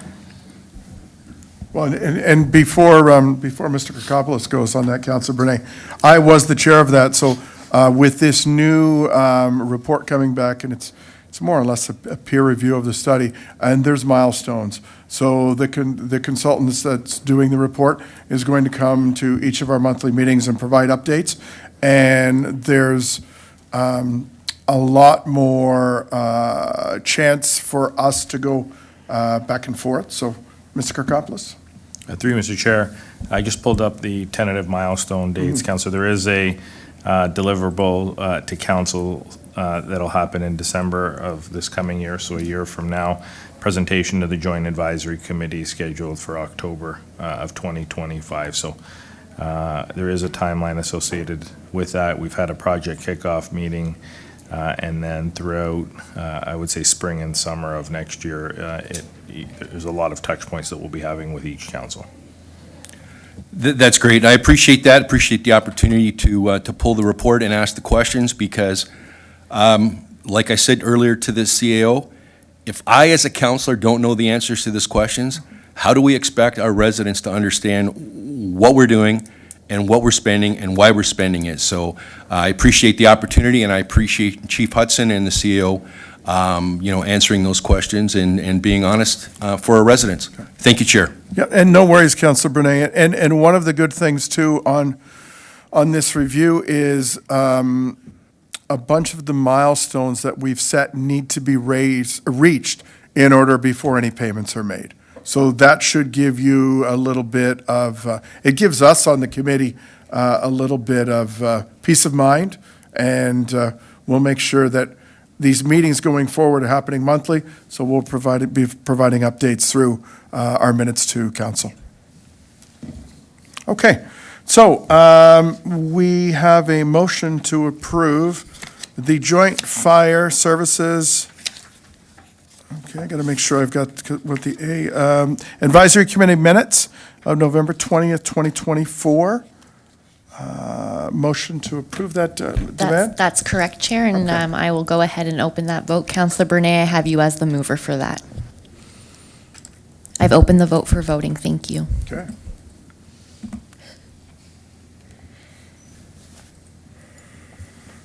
And I'll close that, and that carries. Thank you, Chair. Okay, thank you very much, Devan. Do we have any committee remarks? Councillor Reimer. Thank you, Chair Patriva. We just finished two pretty extensive long-term planning applications, so I just want to give a shout out to staff for, like this doesn't, these reports don't come easy. There's a lot that go into them, and these have both been lengthy. They both involved extra meetings, like not run-of-the-mill type applications, and they were present at all those. And so just thank you to Matt, and Monica's gone, and Melissa, just for, and the answers. You know, there's always questions that come up, and just thank you for their hard work and everything they put into it. So, thank you, Chair. Thank you, Councillor Reimer. So there being no further business, I call the meeting adjourned at 9:37.